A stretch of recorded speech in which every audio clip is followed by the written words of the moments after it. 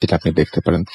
কিছুদিন আগে আমাদের এখানে জুবায়ের সাহেব এসেছিলেন এবং আমাদের জুবায়ের ভাই এসে আমাদের কিছু ঘটনা শুনিয়ে গিয়েছিলেন এবং তারপরে তিনি যখন তার এলাকায় ফিরে যান, তারপরে তার মা তাকে সঙ্গে সঙ্গে আবারও যেহেতু এখানে ঘটনা শেয়ার করেছেন, কিছু প্রাথমিক কিছু মানে ব্যবস্থা নিয়েছিলেন আর কি। বাট আজকে তিনি আবারও এসেছেন কিছু ঘটনা শেয়ার করতে এবং তাদের মানে পারিবারিক ভাবেই তারা নানা ঘটনার সাথে জড়িত। তো আমরা একটা চমৎকার ঘটনা আগে জুবাইয়ের কাছ থেকে শুনে আসবো। ইন দ্য মিন টাইম আরো ছবি আপলোড করবো এবং আপনারা আমাদের সঙ্গে আছেন, আশা করছি পুরোটা সময় উপভোগ করবেন আজকের এই এপিসোডটি। Zubair, welcome back. Thank you, Arsul bhai. Hello listeners, I am Zubair. Last 12th February এসেছিলাম, then again 12th আপনাদের সাথে এসেছি। সো আমি সরাসরি আমাদের ঘটনায় চলে যাচ্ছি। এই ঘটনাটা আমার সাথে ঘটেছিল চিটাগাঙে।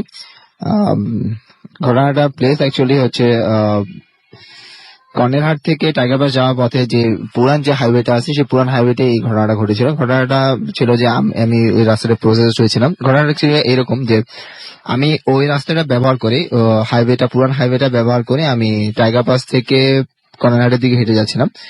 তো ওই রাস্তাটা আগে বেশ পরে রাস্তাটা ভাই খুব বেশি খালি থাকে, খুব কম গাড়ি চলাফেরা করে এবং লোক প্রাইভেট কারগুলো তো খুব কমই চলাফেরা করে। তো ওই রাস্তাটা আমি হেঁটে ক্রস করছিলাম। তো কিছুক্ষণ পর পর আমার পাশ থেকে গাড়ি ক্রস করে যাচ্ছিল। তো আমার শ্যাডো সামনের দিকে পড়ছিল। তো এরকম কিছুক্ষণ হাঁটার পরে আমি করলাম যে আমার শ্যাডোর পাশাপাশি যখন কোনো গাড়ি আমাকে পাস করছে, একটা কুকুরের শ্যাডো সেটা আমার সাথে সাথে পড়ছে। তো আমি জাস্ট একটা কুকুরের শ্যাডো, এটা কোনো বড় ব্যাপার না, কিন্তু কিছু যাওয়ার পরে আমি লক্ষ্য করলাম যে শ্যাডোটা আমার খুব নিকটে চলে আসতেছে। তো আমি পিছিয়ে ঘুরে দেখলাম যে একটা কুকুর, কিছুটা দূরত্বে আমার একটা কুকুর আছে, কিন্তু ওই কুকুরটা খুব দ্রুত গতিতে আমার দিকে আগে আসতেছে, মানে নট রানিং বাট খুব স্পিডে হেঁটে আমার দিকে চলে আসতেছে। আমি শ্যাডো দিয়ে বুঝতে পারছি যে কুকুরটা আমার দিকে আসতেছে। তো এতটা কাছে চলে আসছে আমার পা প্রায় টাচ করতেছে। তো আমি টার্ন অ্যারাউন্ড করলাম। টার্ন অ্যারাউন্ড করার পরে আমি সেই কুকুরটাকে পা থেকে একটু নাড়া দিয়ে ওটাকে একটু দূরে সরানোর চেষ্টা করলাম। তো কুকুরটা সরে গেল। কিছুক্ষণ পরে আবার আমি লক্ষ্য করলাম যে সেই কুকুরটা আবার আমার কাছে চলে আসছে। এবার আমি যখন কুকুরটার দিকে তাকালাম, রাসেল ভাই, এটা কোনো অর্ডিনারি কুকুর মনে হচ্ছিল না। এটা মানে কুকুরের চোখটা, দাঁতগুলো একটু বড় বড় এবং লালা পড়তেছে মুখ থেকে। তো আমি মানে একটু ভয় পাই এবং একটা পাথরের টুকরা নিয়ে তার দিকে থ্রো করি, যেটা তার গায়ে মূলত লাগেই না, সে মানে তার পাশ দিয়ে চলে যায় আর কি। তো কিছুক্ষণ পরে আমি আবার হাঁটা শুরু করার পরে কিছুক্ষণ পরে আমি আবার লক্ষ্য করলাম যে শ্যাডোটা আবার আমাকে ফলো করতেছে। তো আমি যখন টার্ন করলাম তখন আমি আসলে বুঝলাম যে শ্যাডোটাই আমাকে ফলো করতেছে, কারণ সেখানে কোনো কুকুর ছিলই না, সেখানে শুধু শ্যাডো ছিল। এই শ্যাডোটা আমি দেখে আমি মানে থমকে যাই যে কি ব্যাপার, শ্যাডো দেখতে পাচ্ছি কিন্তু কুকুর দেখতে পাচ্ছি না কেন। এবং লাইটের আলোতে আমার শ্যাডো ছিল এবং কুকুরের শ্যাডোটাকে আমি দেখতে পাচ্ছি, এবং কুকুরটা অনেকটা দৌড় দিয়ে এসে আমার শ্যাডোর উপরে, আমার শ্যাডোর উপরে লাফ দিল। এই লাফ দেওয়ার সাথে সাথে আমার মনে হচ্ছে যে আমার শরীরের ভিতরে আগুনের মতো করে পুরো মানে পুড়তেছে, পুরা টেম্পারেচার হঠাৎ করে আমার মনে হয় যেন খুব বেশি বেড়ে গেছে। তো তারপরে আমি ওই রোডটা ধরে কিছুক্ষণ হেঁটে আমি আমার মানে যেখানে আমার যাওয়ার কথা সেখানে গিয়ে আমার ফ্রেন্ডের সাথে দেখা করি। তো আমার ফ্রেন্ড আমাকে বলেছিল, পরে এটা আমি আগে জানতাম না, এই ফ্রেন্ড আমাকে বলেছিল যে আমি যখন সেখানে পৌঁছাই তো ও আমার সাথে কথা বলার চেষ্টা করে অনেক, কিন্তু আমি ওর সাথে ঠিক মতো কথা বলি না, হ্যাঁ হুঁ এরকম শুধু জবাব দিই। তো পরবর্তীতে আমার গায়ে হাত দিয়ে দেখে যে খুব বেশি টেম্পারেচার। তো সে আমাকে বলে যে তোর তো খুব বেশি টেম্পারেচার, তুই চলে যা, বাসা চলে যা। তো আমার গাড়িতে করে দিয়ে আমি বাসা চলে আসি। আমার ঘটনাগুলো শুরু হয় রাসেল ভাই বাসা আসার পর থেকে। বাসায় যখন আমি ফিরি তখন আমার মা বসেছিলেন খাবার টেবিলে। তো উনি আমার জন্য অপেক্ষা করছিলেন। তো আমি এসে যখন খেতে বসি, তো গ্লাসে আমার মা আমাকে পানি দিই। তো ওই গ্লাসের মধ্যে আমার নিজের রিফ্লেকশন হচ্ছিল। তো এই রিফ্লেকশনে যখন আমার চোখ পড়ে আসবে তখন মনে হচ্ছে যে আমার শরীরের ভিতর থেকে কিছুটা বের হচ্ছে, মানে মনে হচ্ছে কেউ আমার শরীর থেকে আমার আত্মাটাকে টেনে বের করতেছে। প্রচন্ড রকমের আমি ব্যথা পাচ্ছি এবং পুরো শরীর তখন জ্বলতেছে আগুনের মতো। এবং ওই রিফ্লেকশনে তখন আপনি কি দেখছেন? আপনি নিজেকে আমাকে নিজে কিন্তু ধোঁয়াশা মানে আচ্ছা, এটা আলোর মতো কিছুটা বের হচ্ছে এরকম, এবং আমি ওটা সহ্য করতে পারতেছি না। তো আমি ওই রিফ্লেকশন যে গ্লাস থেকে হচ্ছিল, গ্লাসে চাপতে গ্লাসে ভেঙে ফেলছি একেবারে হাতের মধ্যে। এবং এটা ভেঙে ফেলার পর রাসেল ভাই আমার হাত থেকে মানে আমার জুতো আমার হাত দেখে যে গ্লাস আমি হাতে ব্যথা পেয়েছি, আমার হাত দেখে কিন্তু আমার হাতে কোনো কিছুই হয়নি। কিন্তু আমি যখন টেবিল থেকে উঠে যাই তখন রাসেল ভাই আম্মু দেখে যে টেবিলের মধ্যে ব্লাড পড়ে আছে। কাঁচের গ্লাস ছিল, ওটা ভাঙার মানে হাতের মধ্যে ভাঙার ফলে রক্ত মানে ব্লাড পড়ছে, কিন্তু আমার হাতে কেউ কোনো কার্ড বা কিছু নেই, কিন্তু টেবিলের উপর রক্ত ছিল। তো আমি আমার রুমের মধ্যে চলে যাই। আমার আম্মু যখন পরবর্তীতে রক্ত দেখে আমার আম্মু আমার পিছে আসে, এসে বলে কি ব্যাপার, তোর হাত থেকে তো রক্ত কেটে গেছে, রক্ত পড়ছে দেখি। তো তখনই আমার আম্মু তখন উপস্থিত ছিল, তখনই আমি আমার রুমে যে মিরর আছে সেটার দিকে তাকাই, এই সেম ঘটনাটা আমার সাথে হচ্ছে, রিফ্লেকশন আমার মনে হচ্ছে যে আমার শরীর জ্বলতেছে এবং আমার শরীর থেকে কিছুটা বের হচ্ছে, প্রচন্ড পেন হইতেছে। তো আমি ওই গ্লাসটা কি রাসেল ভাই কোনো কিছু মানে বেসিক্যালি আমার হাত দিয়ে আঘাত করে করে এটাকে ভাঙছি, এবং ও মিররটা ভাঙার পরে আমার সেই ব্লাড পড়তেছে, কিন্তু কোনো স্ক্র্যাচ, কোনো শরীরে কোনো স্ক্র্যাচ নাই। এই জিনিসটা এটা মানে বেসিক ঘটনা। এরপর আসিল ভাই প্রায় 2-1 দিন আমার সাথে এরকমই যায় যে আমি কোনো রিফ্লেকশনে সহ্য করতে পারতেছি না, এবং ওই রিফ্লেকশন যেটার মধ্যে হচ্ছে আমি সেটাকে ভাঙার চেষ্টা করতেছি, এবং আমার সাথে যে কথা বলতেছে আমি তার সাথে আমার ঝগড়া লেগে যাচ্ছে, তার সাথে আমি মারামারি করতেছি, মারতে উঠে গেছি, বা খুব মানে ধস্তাধস্তির মতো করে ফেলতেছি। তো এটা দেখার পরে আমার আম্মু আমার মামার কাছে যাই, আমার আম্মুর চাচাতো ভাই উনি, ওনার কাছে যাই। যাওয়ার পরে ওনাকে জানানো হয় যে এরকম এরকম ব্যাপার। তো উনি আমার কাছ থেকে ফার্স্টে জানতে চায় যে কি মানে কি সমস্যা। তো আমি তো ওনাকে বলতেই পারতেছি না যে কি সমস্যা, কারণ ওনার সাথে কথা বলা মানে হচ্ছে আমার সাথে আবার ওনার সাথে ঝগড়া লেগে যায়। রাইট। তো উনি আমাকে আপনার জিন ইয়ে করার জন্য, প্রসেসটা ইয়ে করার জন্য উনি কিছু সুরা এবং তেল এবং এই ধরনের কিছু ইয়ে করে, তো আমি কিছুটা তখন স্বস্তি বোধ করি। তারপর আমি ওনাকে সম্পূর্ণ ঘটনাটা বলি যে এরকম এরকম এরকম ব্যাপার। তো পরবর্তীতে উনি যত সম্ভব জিন হাজির করেন বা জিনের সাথে কোনোভাবে কথা বলেন এবং মানে কি সমস্যাটা জানার চেষ্টা করেন। তো ওই জিন যেটা জানায় সেটা হচ্ছে যে উনি আমি কোন একটা খারাপ জিন বা কোন একটা খারাপ কিছু দ্বারা প্রসেসড। তো যে নর্মাল যে নিয়মে আপনার হয়তো জানা আছে রাসেল ভাই, যে নর্মাল যে নিয়মে জিন ইয়ে করা হয়, প্রসেস থাকে, সেটা ইয়ে করা হয়, ছাড়ানো হয়, তো সেভাবে কিন্তু কিছুই কাজ করতেছে না। তখন পরবর্তীতে বলা হয় যেটা যে সেটা আমার শরীরের মধ্যে প্রবেশ করছে, তো I have to make a way যে সে ওই শরীর থেকে বের হয়ে আসতে পারে। আচ্ছা, ওকে। তো কিভাবে ওয়েটা করতে হবে, তো আই হ্যাভ মানে আমার শরীরের মধ্যে একটা কাট দিতে হবে, এটা কাটতে হবে আমার শরীরের মধ্যে, কোন একটা অংশের অংশের মধ্যে কিছু একটা কাট করে সেখান থেকে সেটা ব্লাড বা অন্য কোনো ওয়েতে বের হয়ে আসবে। তো এট দ্য এন্ড আমার মামা ও ফার্স্টে রাজি ছিল না, আমার মাও এটা কিভাবে সম্ভব হয়েছে। পরবর্তীতে আমার মামা বলে ওকে ঠিক আছে আমরা দেখে নেবো কি হচ্ছে না হচ্ছে। দেন ইয়ে করা হলো আমার সূরা জিন এবং অন্যান্য সূরা এবং কিছু ইয়ে করে আমার পিঠের ডান পাশে রাসেল ভাই প্রায় 6 ইঞ্চির মধ্যে করে কেটে ফেলা হয়েছে। আচ্ছা, 6 ইঞ্চির মতো কেটে ফেলা হয়েছে, এবং কিছু সূরা এবং তাবিজ এবং যা মামা করতে পারেন আর কি করছেন ইনশাল্লাহ। তবে সেখান থেকে রাসেল ভাই মানে রক্ত বের হচ্ছে, এবং আমি আস্তে আস্তে আমার শরীর থেকে মানে রিলিফ যে হচ্ছে সেটা বুঝতে পারতেছি। আক্ষরিক করতে বুঝতে পারছি যে আমার শরীরটা আস্তে আস্তে করে রিলিফ হচ্ছে। কিছুক্ষণ পরে আমার শরীরটা মোটামুটি নিস্তেজ হয়ে যায়। নিস্তেজ হয়ে যাওয়ার পরে আমার যখন জ্ঞান ফিরে বা আমার যখন ঘুম ভাঙে, তখন আমি বুঝতে পারি যে আমার শরীরটা মোটামুটি এখন রিল্যাক্স, মানে আমার শরীরে আমি আর কিছু ফিল করতেছি না। এতক্ষণ যেটা মনে হচ্ছে যে আমার শরীরের মধ্যে আরেকটা সত্তা আছে, ঠিক আছে, আমি দুইটা জিনিস আমার মধ্যে ফিল করতে পারতেছি, তো ওরকম কোনো কিছু আর ফিল করতে পারছি না। তারপর মোটামুটি আলহামদুলিল্লাহ আস্তে আস্তে আমার শরীর ঠিক হয়ে যায়। এখনো ওই যে বাকি যে কাটগুলো ছিল, যে প্রথমে গ্লাস এবং অন্যান্য কারণে যে কাটগুলো হয়েছে, সেগুলো আমার শরীরে না থাকলেও পিঠে যেটা শেষে একবার যেটা কাটা হয়েছিল সেটা এখনো দাগ আছে, এটা 6টা স্টিচও পড়েছে। আপনার এই যে মানে কাটা হলো এবং তারপরে শরীরটাকে আগে চাইতে হালকা মনে হয়েছিল, বা মনে হচ্ছিল যে ডিফারেন্সটা কি আপনি বুঝতে পারছিলেন কিনা? হ্যাঁ, ডিফারেন্সটা অবশ্যই আছে। সেটা একটু বলতেন সবাইকে।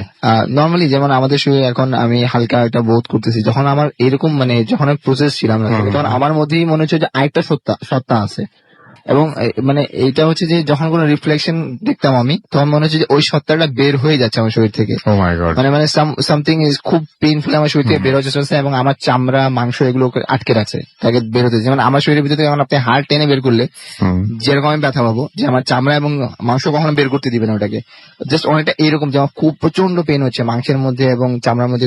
এরকম কষ্ট আপনি কতদিন পেয়েছেন? এই কষ্ট আমি 3-4 দিন পেয়েছি।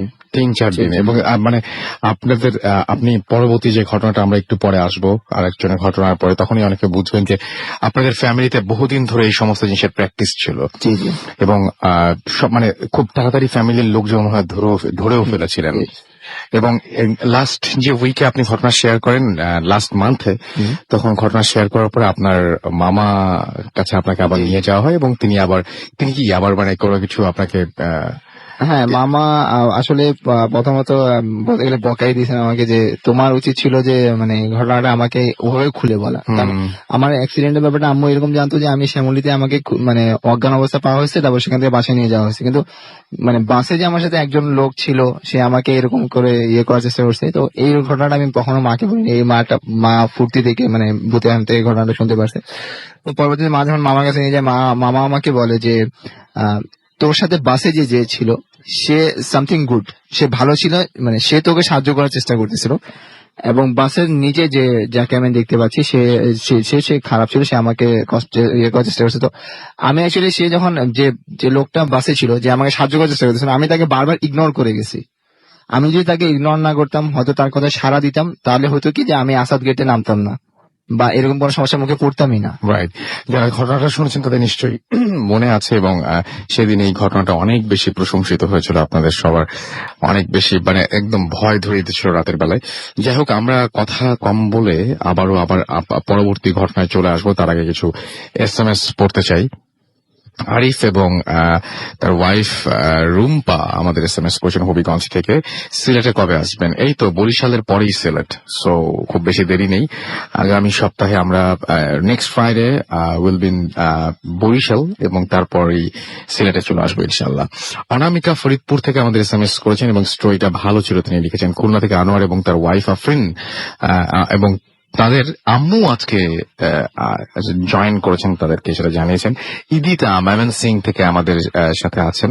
এছাড়াও সুপ্তি ও বর্ণ নেত্রকোনা থেকে আমাদের সাথে আছেন। রাকিব আমাদের সাথে আছেন। মুসা বরিশালের কোথায় আসবেন? বরিশালে আমাদের স্টুডিও আছে ভাই, তো আমরা কোথায় আসবো এখনো বলতে পারি না, তবে আমাদের বরিশালে কিন্তু আমাদের রেডিও ফুর্তি স্টুডিও আছে, এইটুকু আপনার জানা থাকলেই চলবে। আশা করছি যে দেখা হবে আপনার সাথে।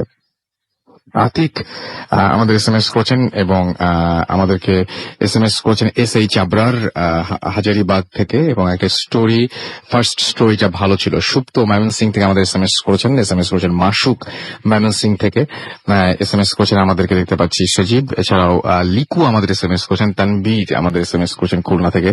সবাই বলছেন ফার্স্ট স্টোরিটার প্রশংসা করছেন, সো নতুন করে পড়ার কিছু নেই। অভি মোহাম্মদপুর থেকে আমাদের SMS করেছেন। জ্যাকলিন আমাদের SMS করেছেন তিনি নাটোর থেকে।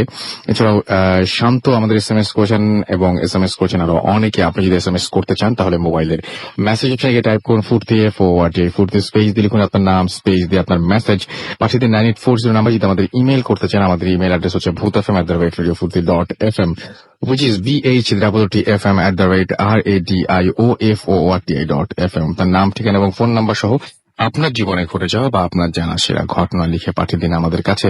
এবং ঘটনার শুরুতে অবশ্যই উল্লেখ করুন, স্পেশাল এটা বরিশালবাসীকে বলছি, যে উল্লেখ করুন যে আপনি আপনি স্টুডিওতে এসে শেয়ার করতে চান। আমরা যেহেতু বরিশালে আসছি, আপনি স্টুডিওতে আসবেন নাকি আপনার ঘটনা আমরা পড়ে শোনাবো, সেটা আমাদেরকে একটু জানিয়ে দিবেন কাইন্ডলি।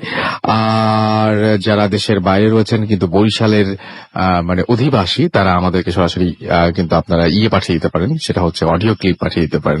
স্পেশালি যারা স্টুডিওতে আসতে পারবেন না, বরিশালে আছেন, তারপরে স্টুডিওতে আসাটা অসম্ভব মনে হচ্ছে, তারা আমাদেরকে ইমেল পাঠিয়ে দিতে পারেন বা রেকর্ডেড মানে অডিও ক্লিপও পাঠিয়ে দিতে পারেন।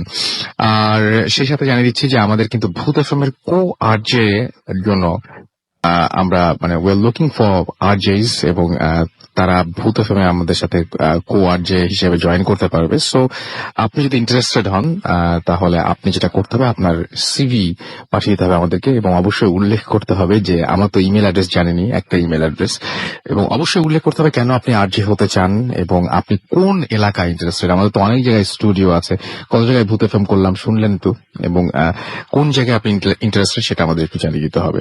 এনিওয়েজ, আমরা চলে যাবো আবার ঘটনায়, এবং আমাদের সাথে নতুন আরেকজন জয়েন করেছেন। আপনার নামটা প্লিজ একটু বলবেন, আপনি কোথা থেকে এসেছেন? রাসেল ভাই, আসসালামু আলাইকুম লিসেনার্স। আমি মোহাম্মদ আলভি ওমর বলছি। জি, আমি এসেছি ওয়েস্ট ধানমন্ডি শঙ্কর থেকে। শুনি। Currently doing my A levels from private. Okay, যাই হোক, আমি সরাসরি ঘটনায় চলে যাচ্ছি। ঘটনাটা বলার আগে আমার রেসিডেন্সি একটু ডিসক্রিপশন দিতে হবে। আমি অ্যাড্রেসটা হাইড করছি, অ্যাড্রেস আমি বলছি না এক্সাক্ট অ্যাড্রেসটা। তো আমার রেসিডেন্টটা হচ্ছে it's quite an old compartment. এটা ইট ওয়াজ বিল্ট ইন 1972। এটা 1972 তে করা হয়েছিল। তো আমাদের কম্পার্টমেন্টটা হচ্ছে 5টা বিল্ডিং। একদম ফার্দেস্ট লেফটে হচ্ছে এন্ট্রেন্স, ওইখান দিয়ে আমরা ঢুকি আর কি। তো ঢুকার পরে হচ্ছে আপনার গার্ড রুমের সাথে একদম ভার্টিক্যালি হচ্ছে বিল্ডিং নাম্বার 3, তার ডান পাশে হচ্ছে বিল্ডিং নাম্বার 2, তার ডান পাশে হচ্ছে বিল্ডিং নাম্বার 1, যে বিল্ডিং এ আমি থাকি। ওকে। তার পিছনে হচ্ছে বিল্ডিং নাম্বার 4 আর বিল্ডিং নাম্বার 5, সেই দুটো হচ্ছে হরাইজন্টাল। তো আমাদের মেইন এই কম্পার্টমেন্টটা মানে অনেক আগের থেকে আমি শুনেছি ওখানে যাওয়ার পর আমাদের মুরব্বীদের কাছ থেকে এবং বিভিন্ন লোকজনের কাছ থেকে যে এই প্লেসে নাকি মানে কিছুটা হন্টেড, এখানে অনেক রকম প্যারানর্মাল Incident ঘটে, হয় না। ইনসিডেন্টস ঘটে। হুম। তার কারণ হচ্ছে আপনার এটা মানে 1970 ওয়ারের সময় অনেক এখানে নাকি অনেক কিছু Torture, টর্চার করা okay. হয়েছে, এখানে গণকবরও ইভেন দেওয়া হয়েছে। আর এটার আচ্ছা। পাশে একটা শ্মশান ছিল একটা সময়, ওকে। আর এটা কাইন্ড অফ পরিত্যক্ত একটা এলাকা ছিল, আশেপাশে জঙ্গল ছিল অনেক। তো আমাদের যে কম্পার্টমেন্টের মূল মানে সবকিছু শুরু হয় হচ্ছে একটা প্লেস থেকে, সেটা হচ্ছে একটা ন্যারো স্পেস, একটা ন্যারো প্যাসেজ ওয়ে, সেটা হচ্ছে আপনার বিল্ডিং নাম্বার 5 এর পর। ওইখানে হচ্ছে মূলত 3টা নারকেল গাছ আছে ঢুকতে প্যাসেজটার, আর একদম শেষে আছে হচ্ছে একটা ম্যানহোল। ওই ম্যানহোলের মধ্যে আমাদের ওখানে যারা আর কি মারা যেতেন কম্পার্টমেন্টের ভিতরে, ওইখানে তাদের লাশটা ধোয়ানো হতো। লাশ ধোয়ানোর পরে পানিগুলো ম্যানহোলের মধ্যে দিয়ে ড্রেন আউট করে দেওয়া। ওকে, এই জায়গাটা ইম্পর্টেন্ট, এই জায়গাটা মনে রাখা, তাই না? জি। ওকে। তো আমার সাথে যে কাহিনীটা আমি ছোটবেলা থেকেই এই সমস্ত জিনিস একটু বেশি অ্যাট্রাক্টেড ছিলাম, মানে আমি এইসব প্যারানর্মাল জিনিসটা অনেক বেশি রিসার্চ করতাম, মানে ভূতের গল্প অনেক আমার জানতে ইচ্ছা হতো, আমি ভূতের গল্পের বই অনেক পড়তাম, সবার কাছ থেকে ভূতের গল্প জানতাম, বের করতাম। তো আমার স্টোরিটা ঘটে হচ্ছে আপনার 2005-এ, when I was in standard 4, আমি তখন স্ট্যান্ডার্ড 4 পড়ছি। তো হঠাৎ করে রাত্রেবেলা আমার শুরু হলো যে আমি প্রত্যেকদিন রাত্রে একটা অনেক বাজে নাইটমেয়ার দেখতাম। তো নাইটমেয়ারটা দেখার পর আমার 3টা থেকে 3:30টার মধ্যে উইদিন দিস টাইম আমি ঘুম থেকে উঠে যেতাম এবং উঠে প্রচন্ড ভাবে চিৎকার করতাম, অ্যাজ ইট যে I am applying my full strength of my body in shouting. আমি প্রচন্ড অনেক জোরে চিৎকার করতাম। তো তাতে যেটা হতো, আমার আম্মুর ঘুম ভেঙে যেত, আমার আম্মু উঠে আসতো, এসে আয়তুল কুরসি টুরসি পরে সূরা টুরা পরে আমাকে আবার ঘুম পাড়ায় দিত। তো এরকম 2-3 দিন হওয়ার পর আম্মু জিনিসটা দেখলো যে মানে জিনিসটা অনেক খারাপ হচ্ছে, মানে আমি ঠিকভাবে খেতে পারছিলাম না, আমি ঠিকভাবে কোনো কিছু করতে পারছি না, আমি স্কুলে যেতে পারছিলাম না, পড়তে পারছিলাম না, কোনো কিছু ঠিকভাবে করতে পারছিলাম না, আমার অ্যাটিটিউড বিহেভিয়ার চেঞ্জ হয়ে যাচ্ছিল, আমি একটুতে রেগে যাচ্ছিলাম। তো আম্মু যে জিনিসটা করলো, আমার একজন হুজুর ছিলেন, উনাকে আম্মু কথাটা বললো, জিনিসটা এক্সপ্লেন করলো, আমি এরকম এরকম করি। তো হুজুর আপনার এরকম আমাকে সেই করলো, মানে একটু সূরা টুরা পরে আমার শরীরটা বন্ধ করার চেষ্টা করলো, পানি পড়াও দিল, বাট জিনিসটা সেরকম একটা কাজে দিল না। কাছে দিল না। অলমোস্ট আপনার 7 দিন 1 সপ্তাহ আমি এভাবে সাফার করছি। প্রত্যেকদিন রাত্রে আমি এরকম আমার বাজে স্বপ্ন দেখতাম, রাত 3টা 3:30টার মধ্যে আমি উঠে যেতাম এবং উঠে যাই প্রচন্ড জোরে চিল্লাতাম, আমার গলার রক্ত সব বের হয়ে যেত। সাধারণত আমি এত ছোট বয়সে আমার এত শক্তি থাকতো না চিল্লানো, বাট আমি তাও চিল্লাতাম। ইভেন আমাদের নেইবাররা যারা ছিল বাসায়, নেইবাররা এসে অনেক কমপ্লেন করতো যে আপনার বাচ্চা এরকম রাত্রেবেলা চিল্লায়, ব্যাপারটা কি, আপনি কিছু দেখান, হুজুর টুজুর দেখান। তো ফাইনালি যেটা আম্মু হুজুরকে একটু জোর করে বলার কারণে হুজুর যেটা করলেন, একদিন সকালবেলা আমি এরকম মানে সকাল না রাত 3টা 3:30টার সময় এরকম উঠছি। ওঠার পর আমার স্পষ্ট মনে আছে, মানে জিনিসটা এখনো চোখে ভাসে, যে আমি দেখলাম আমি আম্মু রুমে তখন শুতাম, যেহেতু এই কারণের জন্য আম্মু আমার সাথে আম্মু রুমে শুতো। তো আমি আম্মু রুমের একদম দরজার মাথায় দেখলাম যে হুজুর দাঁড়িয়ে আছেন, উনি ঢুকছেন আমার রুমে। আচ্ছা। তো ঢোকার পর আমাকে পুরো আনড্রেস করলো, আনড্রেস করার পর একটা ব্ল্যাঙ্কেট দিল, ব্ল্যাঙ্কেট দিয়ে আমাকে শোয়ানোর পর আমার মাথায় হাত বুলাই দিল। এরপরে আমি শুনলাম যে আজান হচ্ছে। হুজুর বললেন যে বাবা চিন্তা করো না, আজকের পর থেকে সবকিছু ঠিক হয়ে যাবে। তো সকালবেলা আমি উঠি, উঠার পর মানে ওই দিন আমি স্কুলে যেতে পারি না, আমার তখন পরীক্ষা চলছিল, পরীক্ষা মিস হচ্ছিল। তো আমি সকালবেলা উঠি, উঠার পর যে জিনিসটা আমি লক্ষ্য করি সেটা হচ্ছে আমার ডান হাতে ঠিক আপনার মানে শোল্ডারের নিচে, মানে আপার আর্মে, যেটা আপার আর্মে হচ্ছে আপনার একটা তাবিজ লাগানো, আচ্ছা। একটা তাবিজ লাগানো। এবং এই তাবিজটা যতদিন আমার সাথে ছিল, মানে একদম মানে লাইক অলমোস্ট 3 মাস আমার সাথে তাবিজটা ছিল। 3 মাসের মধ্যে আমার সেরকম কোনো কাহিনী হয় না, আই ওয়াজ টোটালি রিলিভড, আমি কোনো বাজে স্বপ্ন দেখতাম না, কিছু দেখতাম না। এবং সব থেকে ইন্টারেস্টিং ব্যাপারটা হচ্ছে রাসেল ভাইয়া, যে 3 মাস পর এই তাবিজটা হঠাৎ করে উধাও হয়ে যায়। তো হঠাৎ করে তাবিজটা উধাও হয়ে যায়। তো আমি আম্মুকে জিজ্ঞেস করছিলাম যে আম্মু তাবিজটা কই, আম্মু আমাকে বলছে এটা নিয়ে এত চিন্তা করো না, তাবিজটা তাবিজের জায়গায় চলে গেছে। যেহেতু আমি ছোট ছিলাম, আম্মু আমাকে জিনিসটা অত একটা ডিটেলসে বলেনি। তো আম্মু আমাকে জিনিসটা সবকিছু এনক্লোজ করছে, মানে রিভিল করছে। সেটা হচ্ছে আপনার 2012-এ আমরা আমার একটা সিনিয়র ফ্রেন্ডের গ্রামে যাই গোপালগঞ্জে, ওখানে আমরা একটা বারবিকিউ পার্টি করি। বারবিকিউ পার্টি করার পর আমরা রাত্রেবেলা আপনার এরকম ভূতের কাহিনী নিয়ে গল্প করছিলাম। তো তখন আমি আম্মুকে ইনসিস্ট করি যে আম্মু আমার সাথে ছোটবেলা যে কাহিনীটা ঘটছিল ওটা তুমি আমাকে একটু ঠিক করে বলো, এখন তো আমি বড় হয়েছি। তা আম্মু বলে যে হ্যাঁ তোমার সাথে এরকম কাহিনী ঘটছিল, তোমার যে মেইন কাহিনীটা হয়েছিল তুমি হাফ পজেস ছিল, তোমাকে অলরেডি একটা খারাপ জিন পজেস করছিল, বাট পুরোপুরি পজেস করতে পারিনি, কারণ ঠিক সময় হুজুর তোমাকে তাবিজটা দিয়েছিল। আমি তাবিজটার কথা জিজ্ঞেস করার পর আম্মু বলে যে হুজুর আমাকে বলেছিল যে 3 মাস পর্যন্ত তোমার এই তাবিজটা ইউজ করতে হবে, আর 3 মাসের আগে যদি আপনি মনে করেন যে আপনার বাচ্চা সুস্থ হয়ে গেছে তাহলে আপনি তাবিজটা ফেলিয়ে দিবেন, কিন্তু কোথায় ফেলাবেন সেটা হচ্ছে কোনো সমুদ্র কিংবা কোনো নদী, কোনো পুকুর টুকুরও চলবে না, কোনো ডোবায়ও না, অথবা তাবিজটা আপনার পুরাই দিতে হবে। আর 3 মাস পরেই তাবিজটা আমার হাত থেকে গায়েব হয়ে গেছে। আচ্ছা রাসেল ভাই, আমি যে স্বপ্নগুলো দেখতাম সেই এটাই খুব ইম্পর্টেন্ট যে এই স্বপ্নগুলো, যে এখন আমি জানতে চাচ্ছি যে আপনার কি স্বপ্নগুলো দেখে দেখে আপনি ঘুম ভেঙে যেত আচ্ছা, আপনার? আমার মানে দেখা মতে এখন যতটুকু মনে আছে, মনে থাকার মধ্যে 3টা স্বপ্ন আমার এখনো চোখে ভাসে, মানে যে 3টা স্বপ্ন আমি সব থেকে ভয় পেয়েছিলাম সেই 3টা স্বপ্ন হচ্ছে, প্রথম যে স্বপ্নটা সেটা হচ্ছে আমি এরকম স্বপ্নের মধ্যে এটা দেখছি যে আমি আমার রুম থেকে বিছানা থেকে উঠেছি, ওঠার পর আমি আমার রুমের গেট থেকে বের হচ্ছি, তো গেটের লেফট সাইডে হচ্ছে আমাদের মেইন ডোর, মানে যেখান থেকে আমরা বেরোবো বাসার থেকে, তো আমার ফ্ল্যাট থেকে যেখান থেকে বেরোতে হয়। তো মেইন ডোরের সামনে আমি দেখি দরজাটা খোলা, ইট ওয়াজ টোটালি ডার্ক, সব লাইট টাইট অফ, একটা মানে সাদা হোয়াইট কালার একটা ফিগার দাঁড়িয়ে আছে মেইন ডোরে, অ্যান্ড ইট ওয়াজ গ্লোয়িং, মানে অ্যাজ ইফ ও আমাকে চাচ্ছে যে আই উড ফলো হিম, আমি ওকে ফলো করি।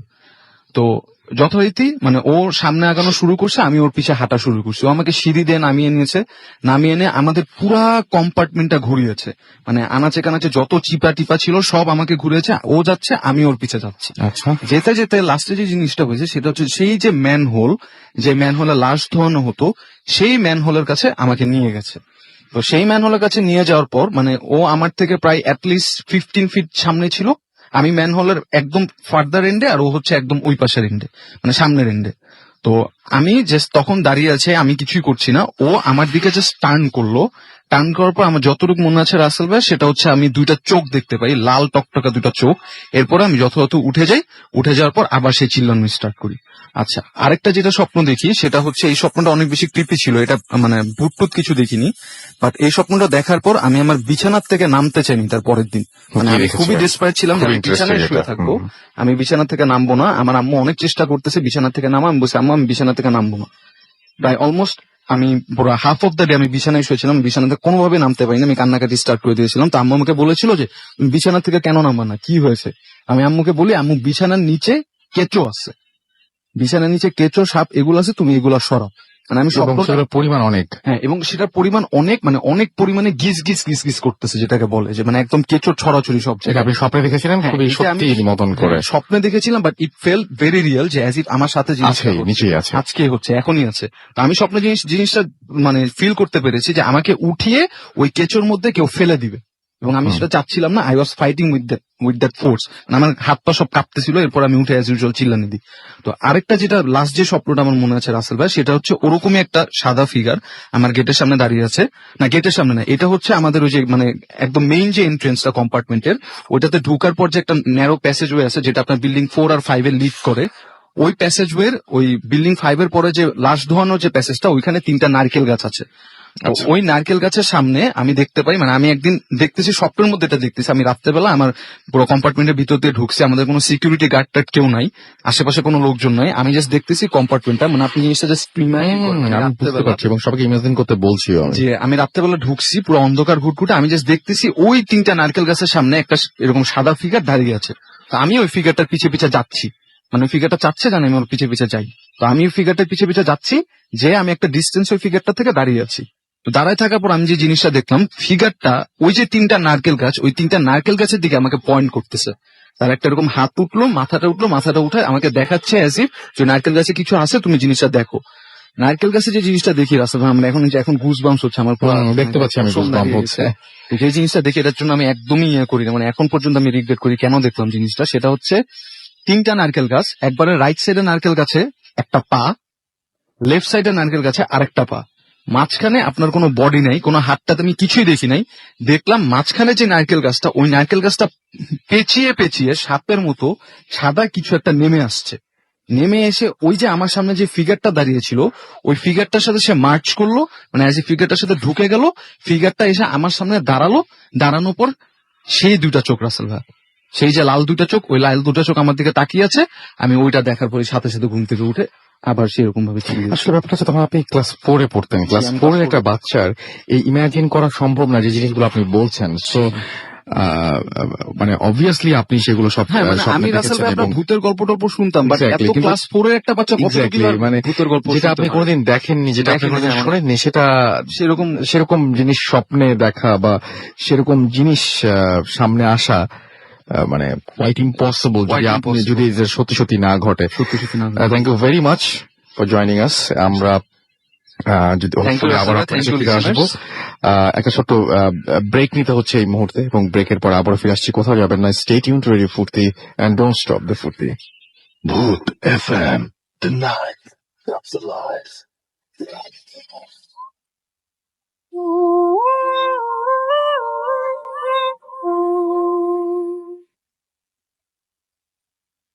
Yes, the night comes alive with গ্রামীণ ফোন শুনছেন সবসময় রেডিও ফুর্তি 100.0 FM।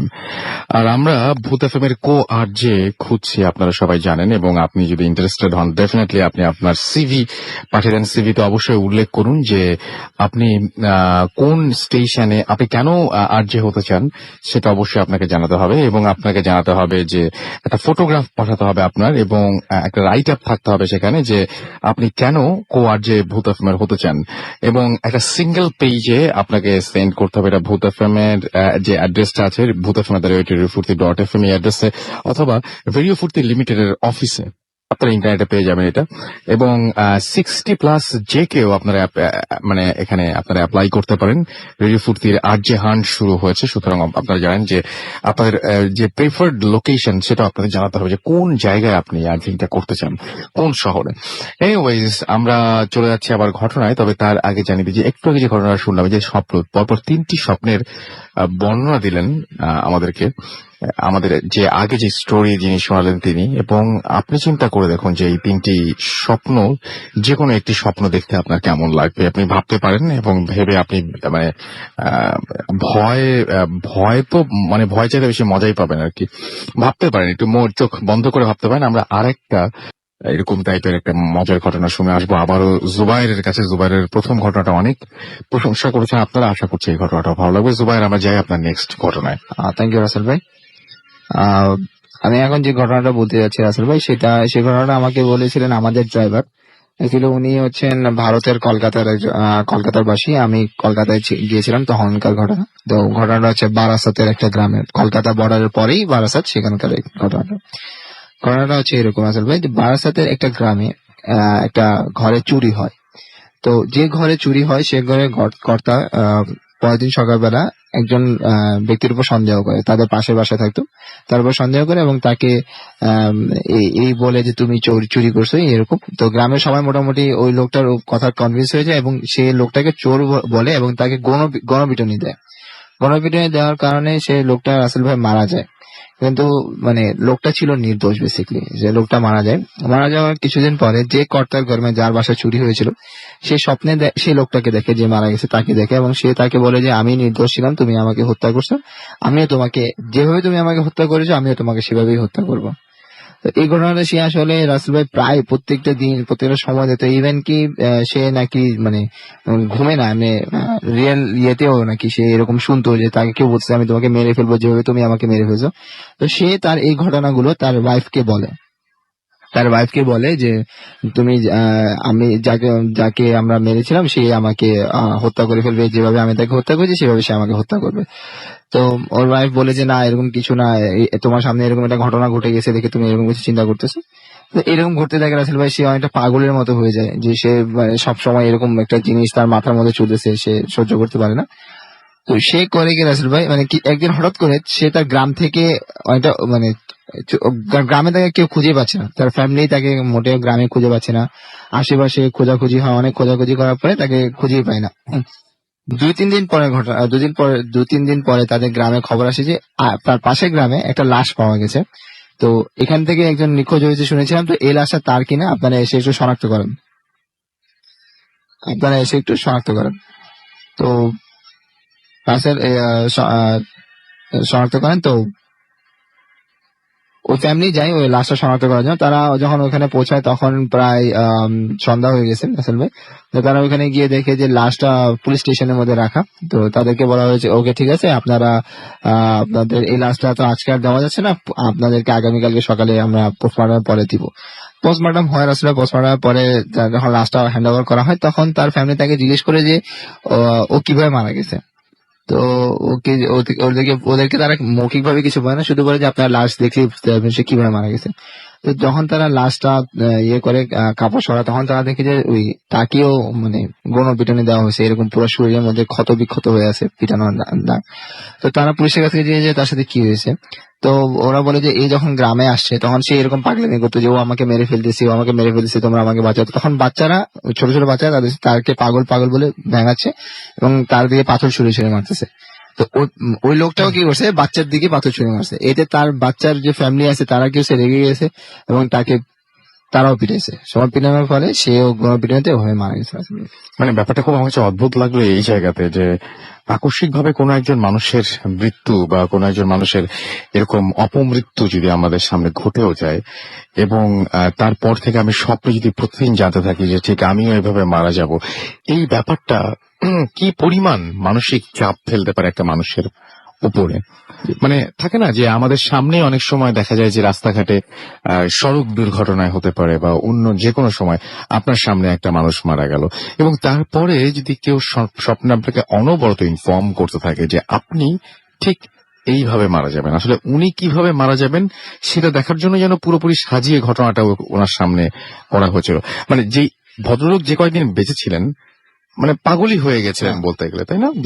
মানে পাগলই হয়ে গেছিলেন, পাগলের মতো উনি আচরণই করছিলেন। এক্স্যাক্টলি। তো ঘটনাটা আসলে এখানে শেষ না, ওনার লাশ নিয়ে যাওয়া হয়, ওনারা হিন্দু ছিলেন, ওনার লাশ নিয়ে যাওয়া হয়, পুরানো হয়, এবং এরপরে ওনার ওয়াইফ, মানে তখন কেউ জানতো না যে ওনার ওয়াইফের কথাটা জানতেন যে উনি এগুলো বলছেন যে আমি মারা যাবো, এইভাবে মারা যাবো।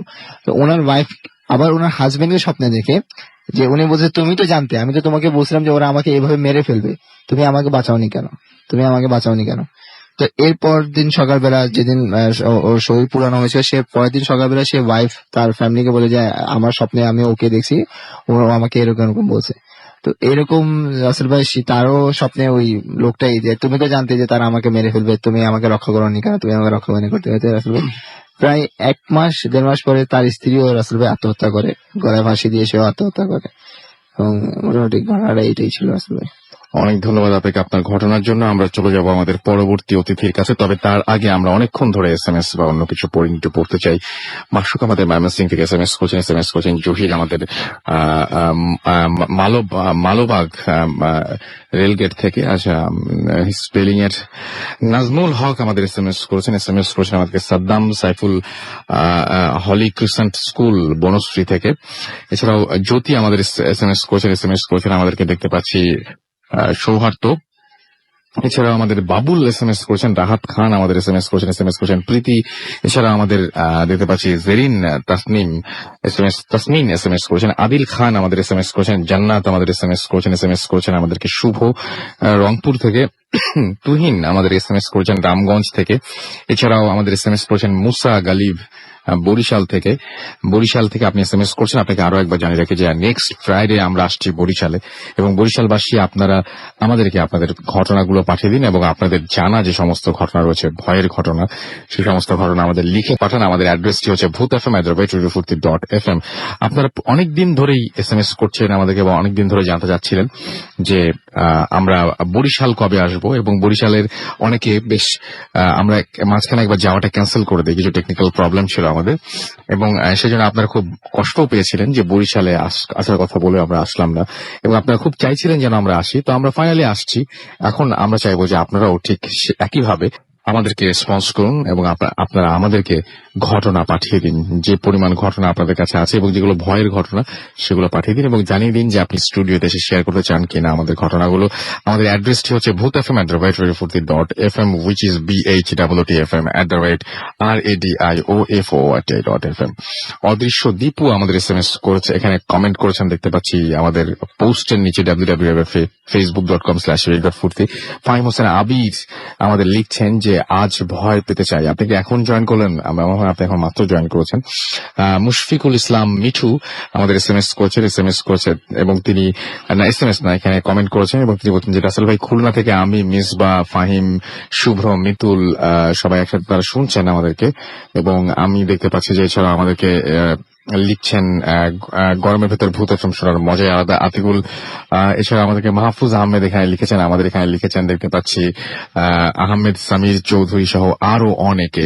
আসলে ঘটনার জন্য আমাদের সময় হাতে খুব কম, আরো অনেকগুলো ঘটনা এখনো বাকি আছে। আমরা পরবর্তী ঘটনায় যাই। আপনার নামটা প্লিজ বলবেন, কোথা থেকে এসেছেন, তারপর আপনার ঘটনা। হ্যালো এভরিওয়ান, আমি ইশতিয়াক। আমি নিউজ কার্টন থেকে এসেছি জি। এবং কারেন্টলি এসিসিএ করছি। আমি সরাসরি আমার ঘটনায় চলে যাই রাসেল ভাই। যেটা হয়েছিল আপনার গত বছরের ঘটনা। এটা আমার একটা ফ্রেন্ডের বাসায়। তো ওই ফ্রেন্ডের বাসায় আমরা স্টে ওভার করতে প্ল্যান হয়েছিল, যে স্টে ওভার করবো। তো যে ঘটনা ঘটেছে রাসেল ভাই, সেটার এক্সপ্লেনেশন আমি এখনো পাইনি, এখনো আমি খুঁজছি। সেটা হলো আপনার, আমরা যাওয়ার পরে 3টা ফ্রেন্ড ওইখানে, এটা আপনার নিউজ কার্টনেই 3টা ফ্রেন্ড আমরা গল্প করতে থাকি। তো রাতের বেলা 1টা 2টার পরে, 1টা 2টার দিকে তো গল্প করতে থাকি। গল্প করতে করতে হঠাৎ আমাদের একটা ফ্রেন্ড, আমরা 3জনের মধ্যে একজন, যে ফ্রেন্ডটা, ওই ফ্রেন্ডটা ঘুমিয়ে পড়ে হঠাৎ। তো ঘুমিয়ে পড়ার পরে আমরা খেয়াল করিনি, আমি আর আমার আরেকটা ফ্রেন্ড আমরা গল্প করতেছিলাম। তো এরপরে যেটা দেখলাম যে ওই ফ্রেন্ডটা কোনো কথা বলছে না, সে ঘুমের মধ্যেই আছে। তো তখন আমরা তাকে জাগানোর চেষ্টা করি, এরপরে সে কোনো রেসপন্স দিচ্ছিল না। তো পরে যখন যেটা বুঝলাম না, সেই ফ্রেন্ডটা সে ঘুমিয়ে পড়েছে। ঘুমানোর পরে আপনার আমরা 2জন গল্প করতে, আমরা জাগাই নিই ওই ফ্রেন্ডকে। তো আমরা বারান্দায় যাই গল্প করতে থাকি। আমরা যখন বারান্দা থেকে ব্যাক করার পরে যেটা দেখি আমরা রাসেল ভাই, সেটা হলো সে পিঠ চুলকাচ্ছে, স্ক্র্যাচ করতেছে, হাত যতটুকু যাচ্ছে সে স্ক্র্যাচ করতেছে পিঠে খুব জোরে জোরে, এবং সে ঘুমের মধ্যেই আছে। তো আমরা যে তাকে আবার জাগানোর চেষ্টা করি, তাকে আমরা বলি যে কি হয়েছে, তাকে জাগানোর চেষ্টা করি যে কি হয়েছে বলার জন্য। এরপরে সে কোনো রেসপন্স দিচ্ছে না, সে জাস্ট স্ক্র্যাচ করতেছে পিঠে। স্ক্র্যাচ করার পরে হঠাৎ করে সে স্ক্র্যাচ করা বন্ধ করে আবার চুপচাপ ঘুমানো থাকে। তো আমরা ভেবেছি হয়তো এমনি পিঠ চুলকাচ্ছে, তো নর্মাল ব্যাপার। এরপরে যেটা হয়, সে কতক্ষণ পরে আবার সেম ভাবে পিঠ চুলকানো শুরু করে, এবং আমরা যেটা করি, আমরা তাকে জাগানোর চেষ্টা করি। সে কি করে, সে হঠাৎ করে খাট থেকে পড়ে যায়, মানে সে নিচে পড়ে যাওয়ার পরে দেখলাম যে সে মাথায় হাত দিয়ে সে আমাদের দিকে তাকিয়ে আছে। লাইটস অফ, কিন্তু হালকা আলো ছিল। দেখলাম যে সে আমাদের দিকে তাকিয়ে আছে। তো তাকিয়ে থাকার পরে আমরা ভেবেছি যে সে হয়তো আমাদেরকে ভয় লাগানোর চেষ্টা করছে বা এরকম কিছু একটা হচ্ছে, বাট সে ওইরকম ছিল না। ভয় মানে সে এরকম অ্যাক্টিং করে না। আমরা বুঝছিলাম না কি হচ্ছিল তখন। এরপরে যেটা হয় সেটা হলো, আমরা তাকে উঠিয়ে বেডে আনলাম। বেডে আনার পরে যেটা হয় সেটা হলো, আমরা তার পিঠে যে যার টি শার্টটা আমরা খুলি, সে যখন আবারও পিঠ চুলকাচ্ছে, আমরা তার টি শার্টটা খোলার পরে দেখলাম সেটা হলো আপনার পিঠে অনেক রকমের সাইন স্ক্র্যাচ করা, এবং অনেক আপনার মনে হচ্ছিল যে অনেক মানে লাল হয়ে আছে, এবং ক্রসের সাইন, তিনটা সাইন, অনেক রকম সাইন আঁকা। দেখার পর আমরা ভাবলাম যে স্ক্র্যাচ করে এরকম সাইন দেওয়ার কথা না, কারণ আঁচড়ের দাগ মনে হচ্ছে, অনেক আঁচড়ের দাগ, তারপরে আপনার রাউন্ড সার্কেল করা দাগ, যেটা পসিবল না, একটা মানুষের পক্ষে এটা পসিবল না। তো আমরা দেখে একটু অবাক হলাম যে এটা কি হতে পারে। তো তারপরে দেখলাম যে সে এখনো চোখ বন্ধ করে আছে। সে হঠাৎ বলা শুরু করে যে আপনার মেয়েটা বাঁচবে না। সে হঠাৎ এরকম ঘুমের মধ্যেই বলা শুরু করে যে মেয়েটা বাঁচবে না। তো আমরা বললাম যে কে বাঁচবে না, বলে যে মেয়েটা ফাঁসি দিবে, দোস্ত মেয়েটাকে বাঁচাতে হবে, I need to help her and all. Then আমি বললাম কাকে বাঁচাতে হবে, কার কথা বলতেছিস তুই? সে ঘুমের মধ্যে এসব আবল তাবল কথা বলছে। তো ও যেটা বললো পরে সেটা হলো যে সে জাস্ট একই কথা বারবার রিপিট করছে যে মেয়েটা বাঁচবে না। তো আমরা জিজ্ঞেস করলাম যে কে, আমরা মানে মেয়েটা কে, কোথায় মেয়েটা? তো সে যেটা করলো, সে পয়েন্ট করেছে, তার ফিঙ্গার দিয়ে পয়েন্ট করে, সে এই রুমে যে পর্দার দিকে সে পয়েন্ট করে, সে দেখালো যে মেয়েটা ওইখানে। আমরা একটু ভয় পেয়ে যাই। তখন যেটা হলো আপনার ভাইয়া, যখন সে পয়েন্ট করার পরে সেই কার্টেন্স গুলা বাতাসে নড়া শুরু করে, মনে হচ্ছে যে খুব বাতাস ভিতরে, এবং পর্দাগুলো নড়া শুরু করে। তখন আমরা একটু ভয় পেয়ে যাই, কারণ তখন আমরা ভাবতেছিলাম না সামথিং ইজ রং। তখন আমাদের মনে হচ্ছিল যে কি হচ্ছে এটা। তো আমরা সাথে সাথে লাইট জ্বালায়, এরপরে ওর চোখ ও এখনো বন্ধ করে আছে। তো যখন কার্টেন্স গুলো নড়া শুরু করে তখন লাইট জ্বালিয়ে তার দিকে আবার তার দিকে আসলাম আমরা। এসে তাকে আমরা জাগানোর চেষ্টা করছি বারবার, বাট সে জাগতেছে না। সে একই স্টোরি রিপিট করছে যে কোন একটা মেয়ে কোন একটা প্রবলেমে আছে এবং সে আত্মহত্যা করতে চাচ্ছে। তো আমরা যেটা করলাম, এরপরে আমরা কতক্ষণ ওর সাথে দেখছিলাম যে কি হচ্ছিল, কি হবে। তখন আমরা দুজনই বসে আছি এবং আমরা দেখছিলাম যে কি হবে। এরপরে যেটা হয়, এরপরে সে হঠাৎ করে সে আমাদের দিকে তাকায়, চোখ খুলে তাকিয়ে সে একটা হাসি দেয়। হাসি দেওয়ার পরে আমরা কি করলাম, আমরা তাকে ধমক দিয়ে আমি বলছি যে অনেক হয়েছে, এবার বন্ধ করো, যাই করছো এটা বন্ধ করো। তো ধমক দিলাম। এরপরে যেটা হয় সেটা, সে আবার চোখ বন্ধ করে ফেলে। আবার সে এরকম কিছু স্টোরি বলতে থাকে আমাদেরকে, সে কিছু একটা দেখছে এরকম কোন স্টোরি বলতেছে। এরপরে যেটা করলো, সে হঠাৎ করে সে দৌড় দিয়ে বাথরুমে ঢুকে গেল। বাথরুমে ঢুকে যাওয়ার পরে আপনার বাথরুমের দরজা লক করে দিল। তো আমরা ধাক্কানোর পরেও খোলে না। তো অনেকক্ষণ ধাক্কাতে থাকি, সে খোলে না। এখন এই মুহূর্তে আমরা কি করবো আমরা বুঝতে পারতেছিলাম না। আমরা তখন তাকে জিজ্ঞেস করি যে কি হয়েছে তোর, বের হ, বাথরুম থেকে বের হ, এখন এখানে আঙ্কেল আন্টি তো ঘুমাচ্ছে পাশের রুমে, তো সাউন্ড শুনলে হয়তো খারাপ ভাববে যে আমরা আসছি এরকম। তো সে কথা বলছে না। সে হঠাৎ করে কি হলো, সে কান্না, অন্য একটা ভয়েসে, তার ভয়েস না, আমরা কান্নার আওয়াজ পাচ্ছি বাথরুম থেকে। তো কান্নার আওয়াজ পাওয়ার পরে আমরা মোটামুটি তখন একটু ভয় পাওয়ার পরে আমরা কি করলাম, আমরা তার পাশের রুমে আরেকটা রুমে তার বোন এবং তার ছোট ভাই ছিল, ওদেরকে আমরা উঠিয়ে নিয়ে আসার পরে ওরা ঘুমেছিল। ঘুম থেকে উঠানোর পরে ওরা রুমে আসে, বললো যে কি হয়েছে। তো তখন বললাম যে এরকম ও একটু উইয়ার্ড বিহেভ করতেছে এবং সে হঠাৎ বাথরুমে চলে গেছে এবং বাথরুমের দরজা লক, বাথরুম থেকে বের হচ্ছে না। তো তখন তার বোন একটু রাগ করেছে এইসব কাহিনী শোনার পরে সে বললো যে তোমরা কেন করেছো এসব।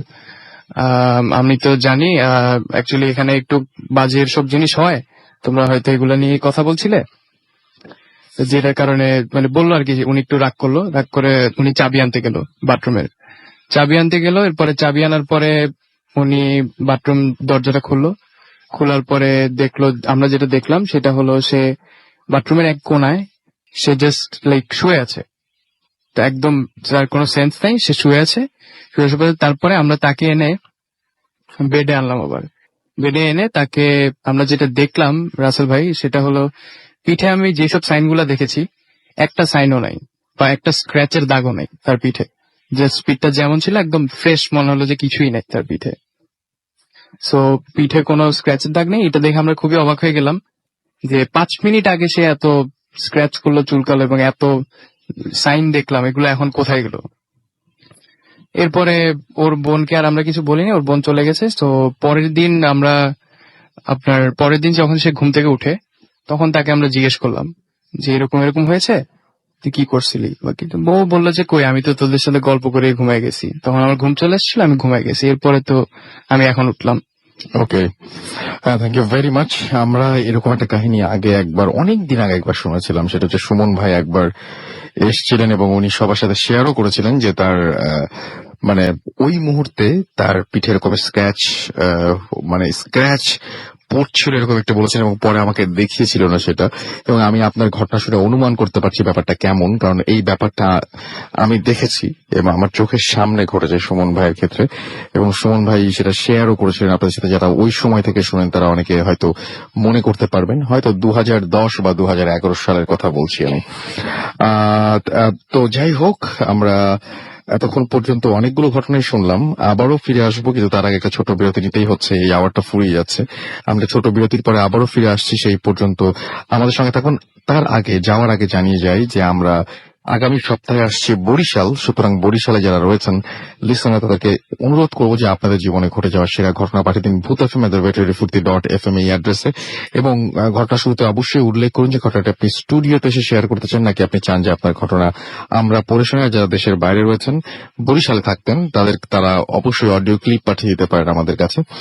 আর সেই সাথে আরেকটা খবর, সেটা হচ্ছে ভূত এফএম এর co-RJs আমরা খুঁজছি, এবং সেই জন্য আপনারা যারা ইন্টারেস্টেড তারা আপনাদের সিভি পাঠিয়ে দিতে পারেন আমাদের কাছে। এবং আমরা আমাদেরকে 10টা স্টেশন, অ্যাটলিস্ট 10টা স্টেশনের জন্য আমাদের আরজে লাগবে, এবং যারা ইন্টারেস্টেড তারা সিভির সাথে এক কপি আপনার ফটোগ্রাফ এবং সেই সাথে আপনাকে রাইট আপ পাঠাতে হবে যে আপনি কেন কো আরজে হতে চান ভূত এফএম এর। আর একটা সিঙ্গেল পেজে আপনাকে এটা সেন্ড করতে হবে ভূত এফএম অথবা রেডিও ফুর্তির অফিসে। আর যে কেউ 16 বছরের উপরে বয়স এরকম যে কেউ এই মানে আরজে হিসেবে এখানে জয়েন করতে পারবেন, আমাদের এখানে অংশগ্রহণ করতে পারবেন। চলে যাচ্ছি আমরা আমাদের পরবর্তী ঘটনার আগে একটা ছোট্ট বিরতিতে, এবং বিরতি পরে আবার ফিরে আসছি। Stay tuned to radio Foorti and don't stop the food.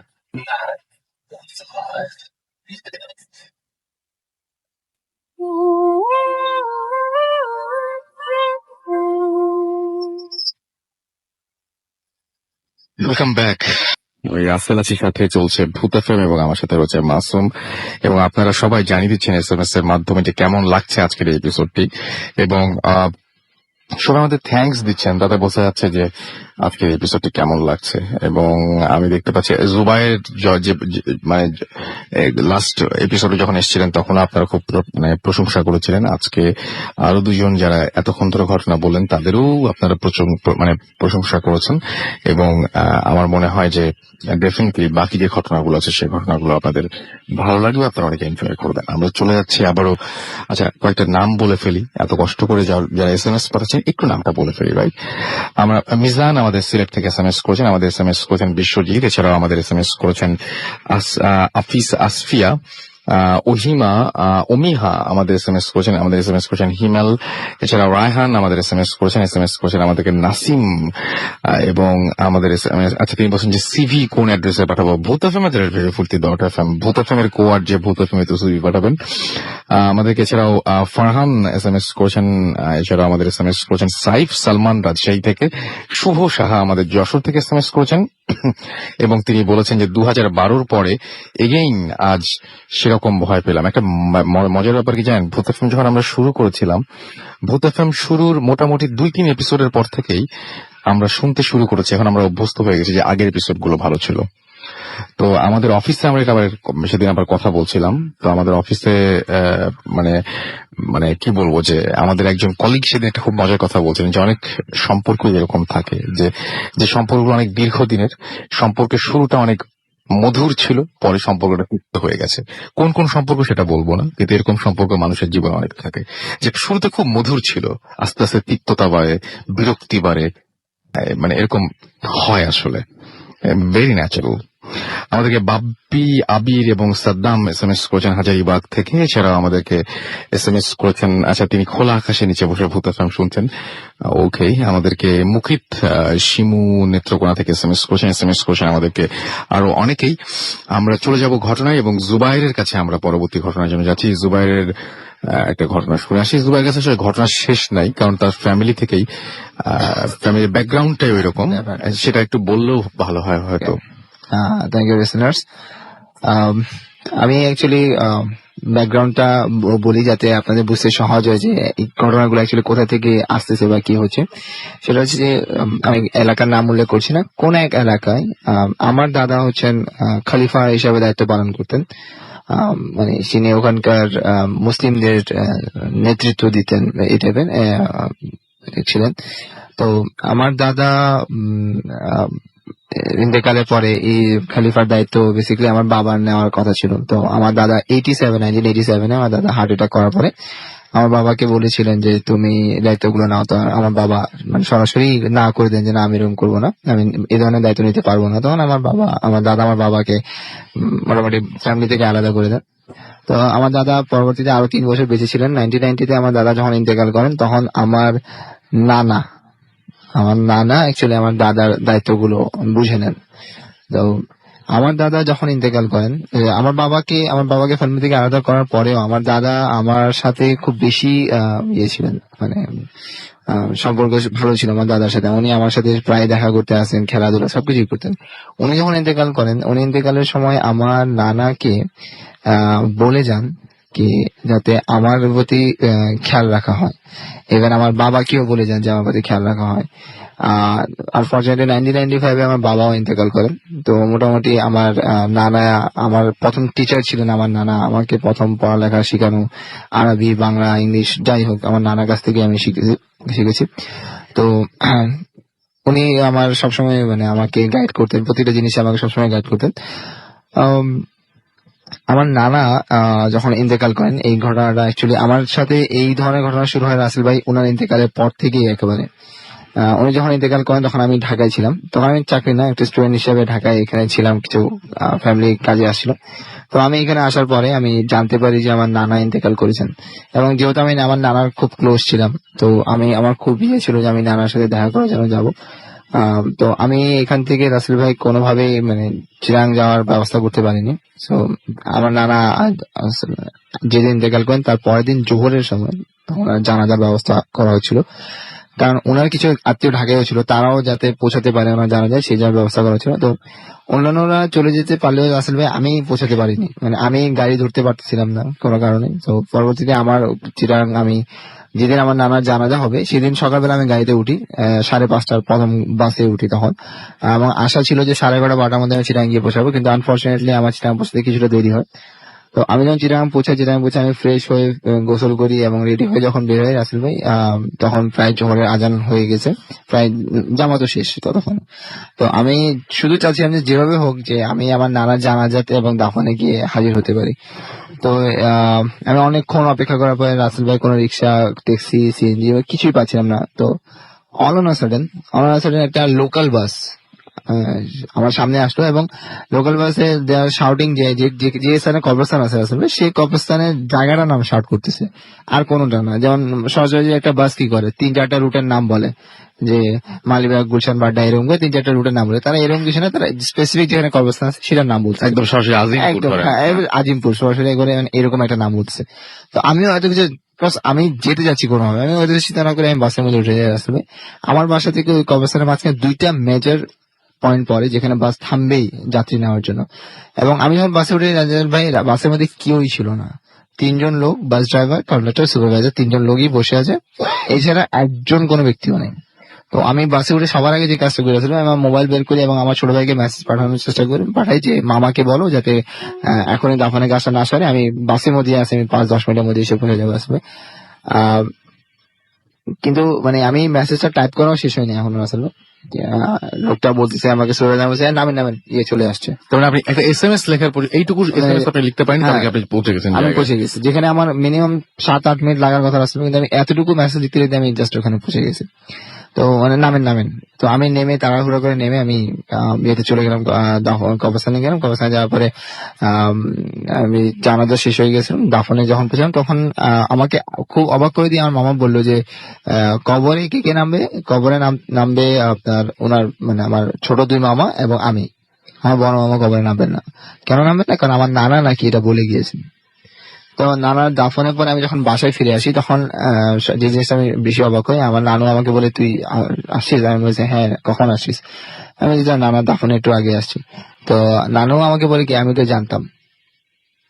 আমি জানতাম মানে তুই নানার দাফনে একবার আগে এসে পৌঁছাবি। তো কেমনে? তো নানা এই কথা বলছিল যে তুই যদি জানাজা উপস্থিত নাও হতে পারস, আমার জানাজা নামাজে যদি উপস্থিত নাও হতে পারস, দাফনের সময় ঠিকই এসে পৌঁছাবি। এবং আমার দাদা মারা যাওয়ার সময় আমার মামাকে এটা বলে গেছিলেন যে তুমি কবরে নামবা না, তুমি আমার দায়িত্বগুলো পালন করবে, তুমি কবরে নামবা না, তোমার ছোট 2 ভাই মানে আমার ছোট 2 মামা এবং আমি, আমরা 3জন যাতে কবরে নামি। আসলে ভাই তখন আমি আবিষ্কার করলাম যে তখন আমি অ্যাকচুয়ালি বাসের ঘটনাটা, যে কারণ আমার নানা এই কথাটা বলছেন যে আমি ওর জন্য ব্যবস্থা করে দিয়ে যাবো যে দাফনের আগে সে যাতে পৌঁছাতে পারে।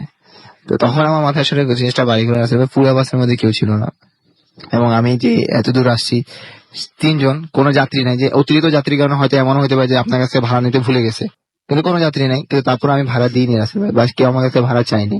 এবং একটা মেসেজ লেখার সময়ের মধ্যে আমি এতটুকু দূরত্ব পার করে চলে আসি। এবং যদি এটা হ্যাঁ আমি এটাকে নর্মাল বলবো না, অ্যাবনর্মাল। কারণ হচ্ছে যে যাতে এটা নর্মাল বাস হলে সে অবশ্যই ওই 2টা পয়েন্টে থামতো যেখান থেকে সে যাত্রী পাবে, তো সে এরকম কিছুই করবে।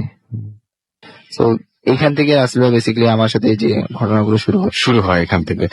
Thank you very much Zubair. আরো আপনার কাছ থেকে অনেক ঘটনা শুনতে ইচ্ছা করছিল, বাট আরো গেস্টদের ঘটনা আমরা শুনবো, দ্যাটস ওয়াই শুনতে পারলাম না। বাট আমরা ডেফিনেটলি নেক্সট টাইম আপনি তো আবার আসবেন, sure. হ্যাঁ, এবং আপনাকে একটু মাঝে মাঝে আসতে হবে যাতে আপনি আপনার ঘটনাগুলো সবগুলো আমাদের বলতে পারেন। এবং আমি দেখতে পাচ্ছি যে আমাদের এখানে অনেকেই SMS পাঠাচ্ছেন, সেই সাথে ফেসবুকে অনেকে আছেন আমাদের সাথে। আমাদের ফেসবুকের অ্যাড্রেস তো আমি আরেকবার বলে দিই, www.facebook.com/radio.furti and www.facebook.com/bhutfm.russell।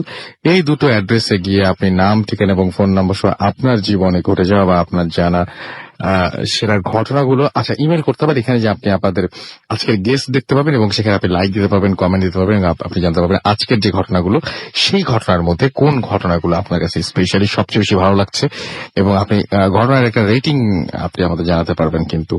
তো যাই হোক, আমাদের এখানে দেখতে পাচ্ছি যে ফেসবুকের মজাটা এটা, যেমন আমি পলাশ রেয়ার লিখছেন যে দুবাই থেকে তিনি শুনছেন আমাদের সাথে।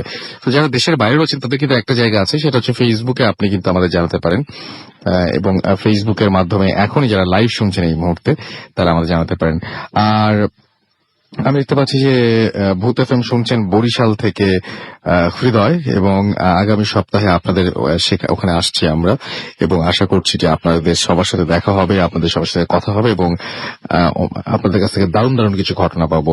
এবং আমাদেরকে দেখতে পাচ্ছি এমডি নুরুজ্জামান শাওন আমাদের এখানে লিখেছেন, সাগর ভট্টাচার্য সহ আরো অনেকে। তো আমাদেরকে যদি SMS করতে চান, SMS করার নিয়মটা হচ্ছে মোবাইলের মেসেজ অপশনে গিয়ে টাইপ করুন ফুর্তি, FORTI ফুর্তি, স্পেস দিয়ে লিখুন আপনার নাম, স্পেস দিয়ে আপনার মেসেজ পাঠিয়ে দিন 9840 নাম্বারে। আমাদের ইমেল করতে চাইলে আমাদের ইমেল অ্যাড্রেস হচ্ছে bhutfm@radio.furti.fm, which is BHWTFM@radio.furti.fm। আপনার নাম, ঠিকানা এবং ফোন নাম্বার সহ আপনার জীবনে ঘটে যাওয়া বা আপনার জানা সেরা ঘটনা লিখে পাঠিয়ে দিন আমাদের কাছে। আমাদের দেখতে পাচ্ছি যে এখানে শওকার তালুকদার লিখছেন যে জুবায়ের ভাইয়ের ঘটনাগুলো অনেক ভয়ঙ্কর। আমাদের এখানে দেখতে পাচ্ছি সম্রাট লিখেছেন যে ভয় লাগছে বাট ভয় ভালো লাগছে বাট ভয় লাগছে না। বাহ, চমৎকার। আমাদেরকে এছাড়াও আকাশ বিন চৌধুরী লিখেছেন অনেক ভয় পাচ্ছেন তিনি। এছাড়াও আরো অনেকে আমাদের এখানে লিখছেন, এবং আমাদের সাথে এই মুহূর্তে যারা আছেন তাদেরকে অনেক ধন্যবাদ যে আপনারা এতক্ষণ পর্যন্ত আমাদের সঙ্গে আছেন এবং এই আপনাদের মতামতগুলো আমাদেরকে জানিয়ে দিচ্ছেন। আজ খুব ভয় লাগছে লিখেছেন মাহফুজ আহমেদ। এছাড়াও দেখতে পাচ্ছি আমাদের এখানে লিখছেন প্রকাশ চন্দ্র পল সহ আরো অনেকে। আমরা চলে যাব আমাদের পরবর্তী ঘটনায়, এবং আপনার নামটা প্লিজ আরো একবার বলবেন এবং আপনি কোথা থেকে এসেছেন, তারপর আপনার ঘটনায় যাবো আমরা। থ্যাংক ইউ রাসেল ভাই, ইটস মি আলভি এগেইন। আমি আলভি। ওয়েস্ট ধানমন্ডি শঙ্কর থেকে এসেছি। আচ্ছা, আমি যে এখন যে ঘটনাটা বলবো এটা হচ্ছে রাসেল ভাই আমার খুব রিসেন্ট একটা কাহিনী, 2014 উইন্টারের কাহিনী। এটা জানুয়ারির কাহিনী, আমার ডেটটাও মনে আছে। ইট ওয়াজ মেবি 18 or 19 জানুয়ারি হবে। তো তখন আমার একটা বিড়াল ছিল, আমি একটা বিড়াল পালতাম। আর এই ঘটনাটা ঘটেছে আমার দাদার বাসায়, যেটা হচ্ছে আপনার ইস্কাটন। আমি অ্যাকচুয়াল অ্যাড্রেসটা বলছি না। তো এটা হচ্ছে একটা কম্পার্টমেন্ট, এটাও একটা কম্পার্টমেন্ট, সেখানে 4টা বিল্ডিং ABCD। তো আমরা ডি বিল্ডিং এ থাকি, ডি বিল্ডিং এ একদম টপ ফ্লোরে, 14th ফ্লোরে। তো আমি তখন বেসিক্যালি একটা ইনসমনিক পেশেন্ট ছিলাম, সারা রাতে আমি জাগতাম। আমার 2012 রোজার পর থেকে এই জিনিসটা হয়েছে, আমি ইনসমনিক পেশেন্ট হয়ে গেছে, আমি রাতে ঘুমাতে পারতাম না। তো ওই দিন আমি কেন জানি অনেক বেশি টায়ার্ড ছিলাম, আমি ব্যাডমিন্টন খেলেছিলাম অনেক বেশি, টানা কয়েক ঘন্টা আমরা ব্যাডমিন্টন খেলেছিলাম। তো আমি ওই দিন রাত্রে অনেক বেশি টায়ার্ড থাকার কারণে আমি অ্যারাউন্ড রাত 2:30 কি 2:45 মধ্যে ঘুমাই যাই। তো স্বাভাবিক আমার পাশে আমার বিড়ালটা ঘুমাচ্ছিল। বিড়ালটার বয়স হবে তখন কত, 2.5 মাস। আমি নভেম্বরে পেয়েছি বিড়ালটা। তো আমার পাশে বিড়ালটাও ঘুমিয়ে পড়েছে, আমিও ঘুমিয়েছি। তো ঠিক রাত আপনার 3:15 কি 3:30 সময় আমার ঘুমটা ভাঙে। I had to go to the toilet, আমার বাথরুম চেপেছিলাম, বাথরুম করতে যাবো। তো আমি যখন, আমার রুমের সাথে কোনো অ্যাটাচ বাথ ছিল না, এটা মিডল রুম ছিল একটা। তো আমাদের বাথরুমটা হচ্ছে আমার রুম থেকে বের হয়ে একটু 3-4 স্টেপ হাঁটলে আমাদের বাথরুমটা কিচেনের পাশে আর কি। তো বাথরুমে যখন আমি যাব, আমার মনে আছে জিনিসটা, আমি অতভাবে নোটিস করিনি, because I was really drowsy আর অনেক বেশি টায়ার্ড ছিলাম। হ্যাঁ, ঘুমের করেছিলাম। আমি দেখলাম যে বাথরুমের লাইটটা জ্বালানো, দরজাটা খোলা। আমি এত কিছু চিন্তা করিনি, আমার তখন কোনো থটস আসেনি মাথায়। আমি স্বাভাবিক ভিতরে ঢুকলাম, আমি বাথরুম করছি। করার সময় আমি বাম দিকে তাকালাম, বাম দিকে হচ্ছে আমাদের বালতিটা রাখা, লাল রঙের একটা বালতিটা এখনো আছে বাথরুমে। তো বালতির মধ্যে একটা ছেলে বসা, আচ্ছা, খালি গায়ে, হাফ প্যান্ট পরা একটা ছেলে বসা, বালতিটা ধরে আমার দিকে তাকিয়ে আছে। ওর মুখে কোনো এক্সপ্রেশন নাই, ওর মুখে কোনো এক্সপ্রেশন নাই, ওর মুখে কোনো এক্সপ্রেশন নেই, জাস্ট ফ্যাল ফ্যাল একটা চোখে আমার দিকে তাকিয়ে আছে। না কোনো এক্সপ্রেশন নেই, এক্সপ্রেশনলেস, হাসছেও না, কোনো ইয়েও না, রাগান্বিত না, কোনো কিছু না। তো আমি এই জিনিসটা দেখে আমি চুপচাপ মানে আমি আমার কাজ করে জাস্ট বাথরুম থেকে লাইট অফ করে বের হয়ে আসি। না আমার এত কিছু খেয়াল নাই যে আমি কি দেখলাম বা কেন, কারণ তখন আমি প্রচন্ড ঘুমের ঘোরে ছিলাম আর টায়ার্ড ছিলাম। তো আমি এসে শুয়ে পড়ি যথারীতি বিছানার মধ্যে। তো কাহিনীটা এতটুকু হলে হতো, বাট কাহিনীটা এতটুকু না, এখান থেকে রিয়েল কাহিনী শুরু। আমি শুয়ে অলমোস্ট আবার ঘুমিয়ে গেছি, তার কি ঠিক 10 কি 15 মিনিট পর আমি ফিল করি আমার চেস্টের উপর এক্সট্রিম একটা প্রেসার, মানে আমার পুরো হোল বডি নাম হয়ে যাচ্ছে, আমার চেস্টের উপর এক্সট্রিম একটা প্রেসার। ব্যাপারটা কি, আমি চোখটা খুলি, খুব আস্তে আস্তে চোখটা খুলি। চোখটা খোলার পর যে সিনটা আমি দেখি, ওইটা আমি দেখার জন্য একদমই প্রিপেয়ার ছিলাম না। সেটা হচ্ছে আপনার ওই যে বাচ্চাটা, ওই বাচ্চাটা আমার বুকের উপর বসে আছে, বসে এবার আমার দিকে তাকিয়ে হাসছে সে। তো আমি সাথে সাথে চোখটা বন্ধ করি। চোখটা বন্ধ করার পর আমি চোখটা বন্ধ করে মানে আল্লাহর নাম নিতে থাকি। আমি আয়াতুল কুরসি পাই না, বাট আমি মানে সূরা টুরা যা যা পারি ওগুলো সব পড়তে থাকি। পড়তে পড়তে আমি জাস্ট আমার পাশে বিড়ালটার দিকে তাকাই, আমি দেখছি বিড়ালটা ঘুমাচ্ছে। আমি আমার হার্ড এন্ড সোল ট্রাই করছি, মানে একদম আমার পাশে বিড়ালটা, যে বিড়ালটাকে কোনোভাবে টাচ করবো। আমি এগুলো নিয়ে একটু রিসার্চ করেছি। আমি জানি যে আপনি যদি কোনো লিভিং আর একটা অবজেক্ট মানে লিভিং কোন একটা থিংকে যদি টাচ করেন, এই জিনিসটা আপনার কেটে যায়, ছেড়ে সঙ্গে যায়, সঙ্গে। কেটে যায়। হুম। আমি হার্ড এন্ড সোল ট্রাই করছি আমি বিড়ালটাকে টাচ করবো, আমি কোনোভাবেই টাচ করতে পারতেছি না। তো যাই হোক, আমার ওই হাতের ভাইব্রেশনে কিংবা খাটের নড়ার কারণে বিড়ালটা হঠাৎ করে উঠে যায়। এইটা ছিল সব থেকে সারপ্রাইজিং বিষয় ভাইয়া, যে আমি কুকুর বিড়াল কিন্তু অনেকদিন ধরে পালি, মানে না পাল বিড়াল না পালে আমি কুকুর পালছি একটা সময়। তো I am really fond of this kind of animals, dogs মানে ক্যাট, যেগুলো আপনি পেট করতে পারবেন, কি টেম করতে পারবেন। তো আমার এক্সপিরিয়েন্স আছে এটা ছোটবেলার থেকেই।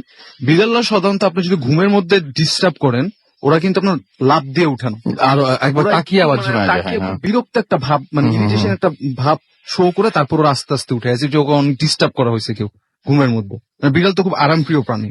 তো ও যে জিনিসটা করছে, ও লাফ দিয়ে উঠে গেছে। লাফ দিয়ে উঠে আমার বুকের দিকে তাকায়। আমি কিন্তু রাসেল ভাই বিড়ালের দিকে তাকানো, আমি কিন্তু এখনো বুকের দিকে তাকানো না, আমি দেখছি না আমার বুকে কি হচ্ছে, আমার ফুল কনসেন্ট্রেশন বিড়ালের দিকে, আমার হাত পা সব কাঁপতেছে। ও হচ্ছে আমার বুকের দিকে তাকায়, মানে ইট স্টার্টেড গ্রোনিং, মানে গড় গড় একটা আওয়াজ করতেছে, অ্যাজ ইফ আমার বুকের উপর কিছু একটা আছে। তো এইরকম ধস্তাধস্তি হচ্ছে, বিড়ালটা এই কাজ করতেছে। এর মধ্যে লাকিলি মানে ফরচুনেটলি আমি জাস্ট আজানটা শুনতে পাই। আজানটা শোনার সাথে সাথে মানে আমি জাস্ট দেখলাম যে আপনার বিড়ালটা হচ্ছে আমার বুকের দিকে থেকে এইভাবে মাথাটা ঘুরাতে ঘুরাতে ঘুরাতে ঘুরাতে আমার জানলার দিকে তাকালো, এবং ঠিক তার 10 কি 15 সেকেন্ড পর বিড়ালটা আস্তে করে আবার শুয়ে ঘুমায় গেল। আমি আর কোনো কিছুও করলাম না, আমিও চোখটা বন্ধ করলাম। এরপরে যখন চোখ খুলি সেটা হচ্ছে দুপুরবেলা।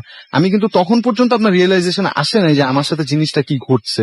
দুপুরবেলা যখন আমি আপনার মানে লাঞ্চ টাঞ্চ করে নিচে নামছি চা খেতে, চা যখন খাচ্ছি তখন আমার ভিতরে এটা আসছে যে মানে এই জিনিসটা আমার সাথে কি ঘটলো, এটা কি অ্যাকচুয়ালি আমি স্বপ্ন দেখছি না জিনিসটা অ্যাকচুয়ালি আমার রিয়েল হয়েছে। তার কারণ হচ্ছে আসলে ভাই আমার সাথে এরকম প্যারানর্মাল অ্যাক্টিভিটিস গত অনেক বছর ধরে ঘটতেছে, মানে since I was half possessed, ওটার পর থেকে আমার ভয়টা কেটে গেছে।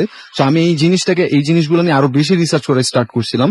তো আমার মানে টুকটাক প্যারানর্মাল জিনিস আমার আশেপাশে, আমি যেখানেই যাই আমার বাসায়, এবং মনে কোনো রকম যদি কোনো একটা আনইউজুয়াল স্পিরিচুয়াল কোনো অ্যাক্টিভিটিস হয় আমার পাশে, আমি সেটা ফিল করতে পারি। আমার Sense শোল্ডার করতে গুলো পারেন আপনি। শোল্ডার গুলো আপনার ভারী হয়ে যায়, মানে আমার নিজেকে অনেক ভারী লাগে, যেটা আপনার সুমন ভাইয়া বলেছিল। সুমন ভাইয়া বলেছিল যে অনেকে আছে এরকম হ্যাঁ, সেন্স করতে পারে, সেন্স করতে পারে, কাঁধ ভারী Right, হয়ে যায়। তো right. এরকম আমি ফিল করতে পারি যে আশেপাশে কোনো খারাপ একটা কিছু হচ্ছে। তো আমি এই সমস্ত জিনিসে ইউজ টু। বাট এই যে একটা স্টোরি, এই স্টোরিটা আমার এখনো মনে আছে। তার কারণ হচ্ছে এই স্টোরিটা আমি আসলেও মানে অনেক বছর পর এটা আমি রিয়েলাইজ করতে পারছি যে আই অ্যাকচুয়ালি গট স্কেয়ার্ড, আমি ভয় পাইছিলাম এই স্টোরিটার পর। ব্যাপারটা খুব scary ছিল, হ্যাঁ সেটাই। Thank you very much. এবং এখন কথা হচ্ছে যে কার কার বাথরুমে বা কার কার ওয়াশরুমে লাল বালতি আছে, এটা খুঁজে বের করতে হবে। এবং আমার তো মনে হয় যে মানে আমরা তো বাকিটা সময় ফুর্তিতে থাকবো, আশা করছি যে মাসুমের বাসায় আছে। সো লাল বালতি বাথরুমের মধ্যে বা ওয়াশরুমের দরজা ঠেলে লাল বালতি দেখার সঙ্গে সঙ্গে আপনার মনে পড়ে যাবে এই ঘটনার কথা। এবং লাল বালতিতে কালো প্যান্ট পরা একটা বাচ্চা, না কালো প্যান্ট পরা, বয়স কিরকম হবে? বয়স হবে আপনার কত 6-7 বছর। 6-7 বছর। লাল বালতির মধ্যে 6-7 বছরের একটা কালো প্যান্ট পরা বাচ্চা আপনারা দেখে ফেলতেই পারেন এই রাতের বেলায়। এবং দেখে ফেলতে না পারলেও ইমাজিন করুন। এবং যাদের যাদের এখন ওয়াশরুমে যাওয়ার প্রয়োজন তারা ওয়াশরুম থেকে ঘুরে আসুন। আমরা একটা ছোট্ট ব্রেক নিয়ে আসি। Stay tune two radio Foorti and don't stop the ফুর্তি। And the night comes alive with Grammy.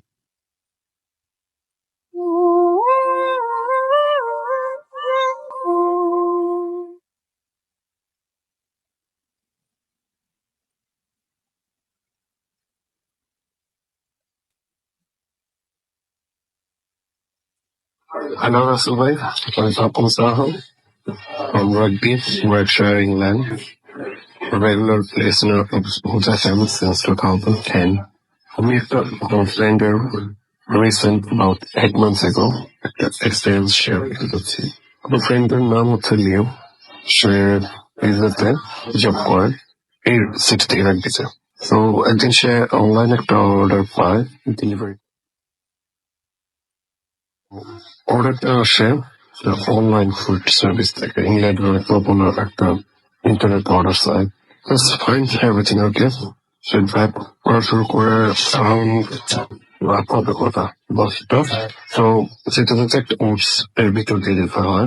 Nearly 20 minutes drive করার পর সে তার ডেস্টিনেশনের কাছাকাছি চলে যায়। বাট প্রবলেম হচ্ছে সামনে রাস্তাটা অনেক নেরো ছিল, ছোট জঙ্গল এই আর সো গাড়িটা ওখান থেকে ঢুকতে পারবে না। সো এই decided to walk. 5 minutes walk করার পর গাড়িটির সামনে গিয়ে পৌঁছে সাম স্ট্রেঞ্জ রিজন বাড়িটার সামনে কোনো লাইট ছিল না আর কোনো কলিং বেলও ছিল না। So that's why he knocked the door. কিছুক্ষণ ওয়েট করার পর ডোর খুলে একজন চ্যাম্পম্যান was wearing a night gown. আর সবচেয়ে বড় ব্যাপার হচ্ছে ঘরে সে লক্ষ্য করলো বিগ সাইজের ক্যান্ডেল জ্বলছে আর 3টা বড় বড় বিড়াল, সম্ভবত কালারটা ব্ল্যাক হবে, আমার ঠিক মনে নাই, তো পাশে চুপচাপ করে বসে আছে।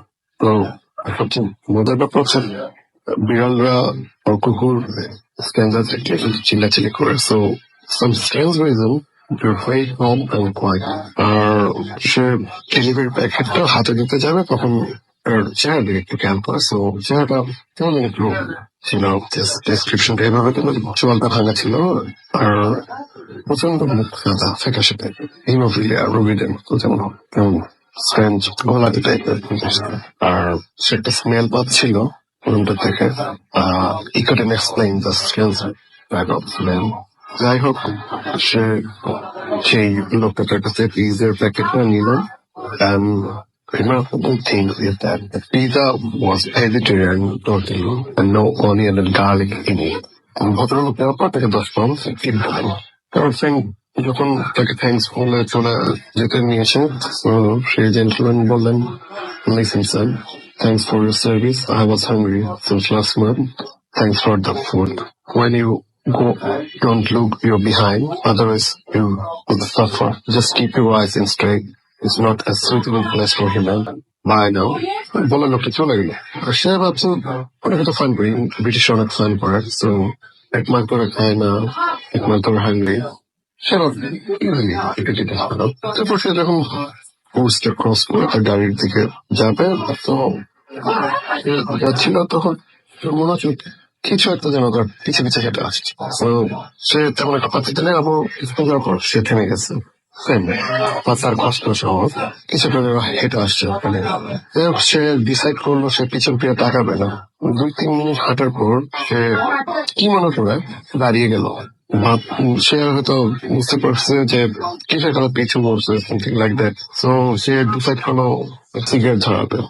পরে হাত দিয়ে দেখে তার সিগারেট আর লাইটার গাড়িতে ব্রেকে আসছে। সে জানতো যে আগুন থাকলে কিছুটা হেল্প হবে হয়তো, বাট কিছু করার ছিল না। আর সে মোবাইলে টর্চ জ্বালা আস্তে আস্তে যাচ্ছিল। সো পরবর্তী মানে কি টাইপের হরিবল ছিল সে এক্সপ্লেন করতে পারে এটা কত scared when he described me this story. So সে হাঁটতে হাঁটতে হঠাৎ কি মনে পড়ে দূরে তার কার দেখছে, কাছাকাছি চলে আসছে। তখন কি মনে করে ভাবলো এখন কার সামনে আছে, সে একবার পিছনে দেখবে তার কি হয়। সে কিউরিসিটি থেকে পিছনে একবার তাকানোর পর মনে হলো প্রচন্ড দূরে একটা স্ল্যাব তার পিছে এসে পড়ে যায়। তা সামান্য স্ল্যাব খেয়ে পড়ে যাওয়ার মতো উইক সে ছিল না, অনেক স্ট্রং ম্যান, হেলদি। সো নিজেকে কোন রকম সামনে তাড়াতাড়ি গাড়িতে বসে সবার আগে লাইটার জ্বালায়, সিগারেট জ্বালায় আর কি, দৌড় দিয়ে গাড়িতে যায়। এরপর কার স্টার্ট করে হেডলাইট জ্বালিয়ে সে সেটা দেখলো ওই আলোতে ঠিক তার কিছুটা সামনে ওই সেই লোকটা দাঁড়িয়ে আছেন যাকে তিনি পিজাতে ডেলিভারি করছেন অল্প দৃষ্টি নিয়ে। আর সেই লোকটার হাতে পিজার প্যাকেটে বদল ছিল একটা কালো বিড়াল, ফুললি ব্লাডেড, গড়িয়ে গড়ে ব্লাড গুলো পড়ছে মাত্র রক্ত গুলো। বিড়ালটা মেবি ডেড ছিল। বিভৎস আর অপার্থিব হাসি ওই লোকটার মুখে, মানে হাসতেছিল এরকম টেরল। আর চোখ দুটো যেন কেমন হঠাৎ করে জ্বলে উঠছে। সে অবস্থাতে কোনো মতে সে গাড়ি স্টার্ট করে around 80 to 90 কিলোমিটার স্পিড যাওয়ার পরেও সে দেখতেছে যে তার কারটা অনেক হেভি হয়ে উঠছে, আর 40 কিলোমিটার বেশি স্পিড উঠছে না, showing this 90 kilometre speed. But তার মনে হচ্ছে খুব কষ্ট করে সেটা কিছুটা ভারী চেপে ধরছে মনে হচ্ছে উপর থেকে। তো কোন রকমে সে হাইওয়েতে পৌঁছায়। এরপর স্পিড ওয়াজ ওকে, সে শপে পৌঁছে অনেকটা সিক ছিল। সো ওর 7 দিনের জন্য লিভ নিল, হাই ফিভার 7 দিন হসপিটালাইজ ছিল। এরপর যেদিন সে কাজে ফিরে, সে ওই দিনের ওই ডেলিভারি অ্যাড্রেসটা ফাইন্ড আউট করার ট্রাই করে। Somehow he lost this order place going to delivery, but এটা একটা রেকর্ড থেকে যাবে হিস্টোরিতে। সো সে ডিসাইড করছিল এটা ফাইন্ড আউট করবে। এমন উইয়ার্ড ব্যাপার ফার্স্টে ঘটলো। সে আবার যাবে দিনের আলোতে, আর টাকাটা কার্ডে পে করা ছিল। শপের account history with bank everything সে চেক করলো। Time it's not present time. 9:45 এ মেবি ডেলিভারিটা আসছিল। He started to deliver 10 like 10:05। যাই হোক, মজার ব্যাপার হচ্ছে ওই টাইমের কোনো হিস্টোরি নাই, আর কোনো কিছু সে পায়নি। বাট তার কাছে সে 10 পাউন্ডের একটা নোট টিপ হিসাবে দিয়েছিল, তার কাছে ছিল। পরে ওর ফ্রেন্ড ডোমিনোসের চাপটা ছেড়ে দেয়, ডেলিভারি টোটাল এই জবটা ছেড়ে দেয় প্রায় রাত্রেবেলা। আর তার ধারণা যেটা হচ্ছে যে ওই লোকটা ব্ল্যাক ম্যাজিক প্র্যাকটিস করতো, অথবা একটা অতীত রাত্রে তাকে ছিল। আর ওই ডটকম নোটটা কিন্তু স্টিল ছিল। পরে সে নোটটা পুড়িয়ে ফেলে। এই ছিল আমার ভাই। Thanks all of the listeners of Bhoot FM. Thank you. Bhoot FM. Tonight comes alive with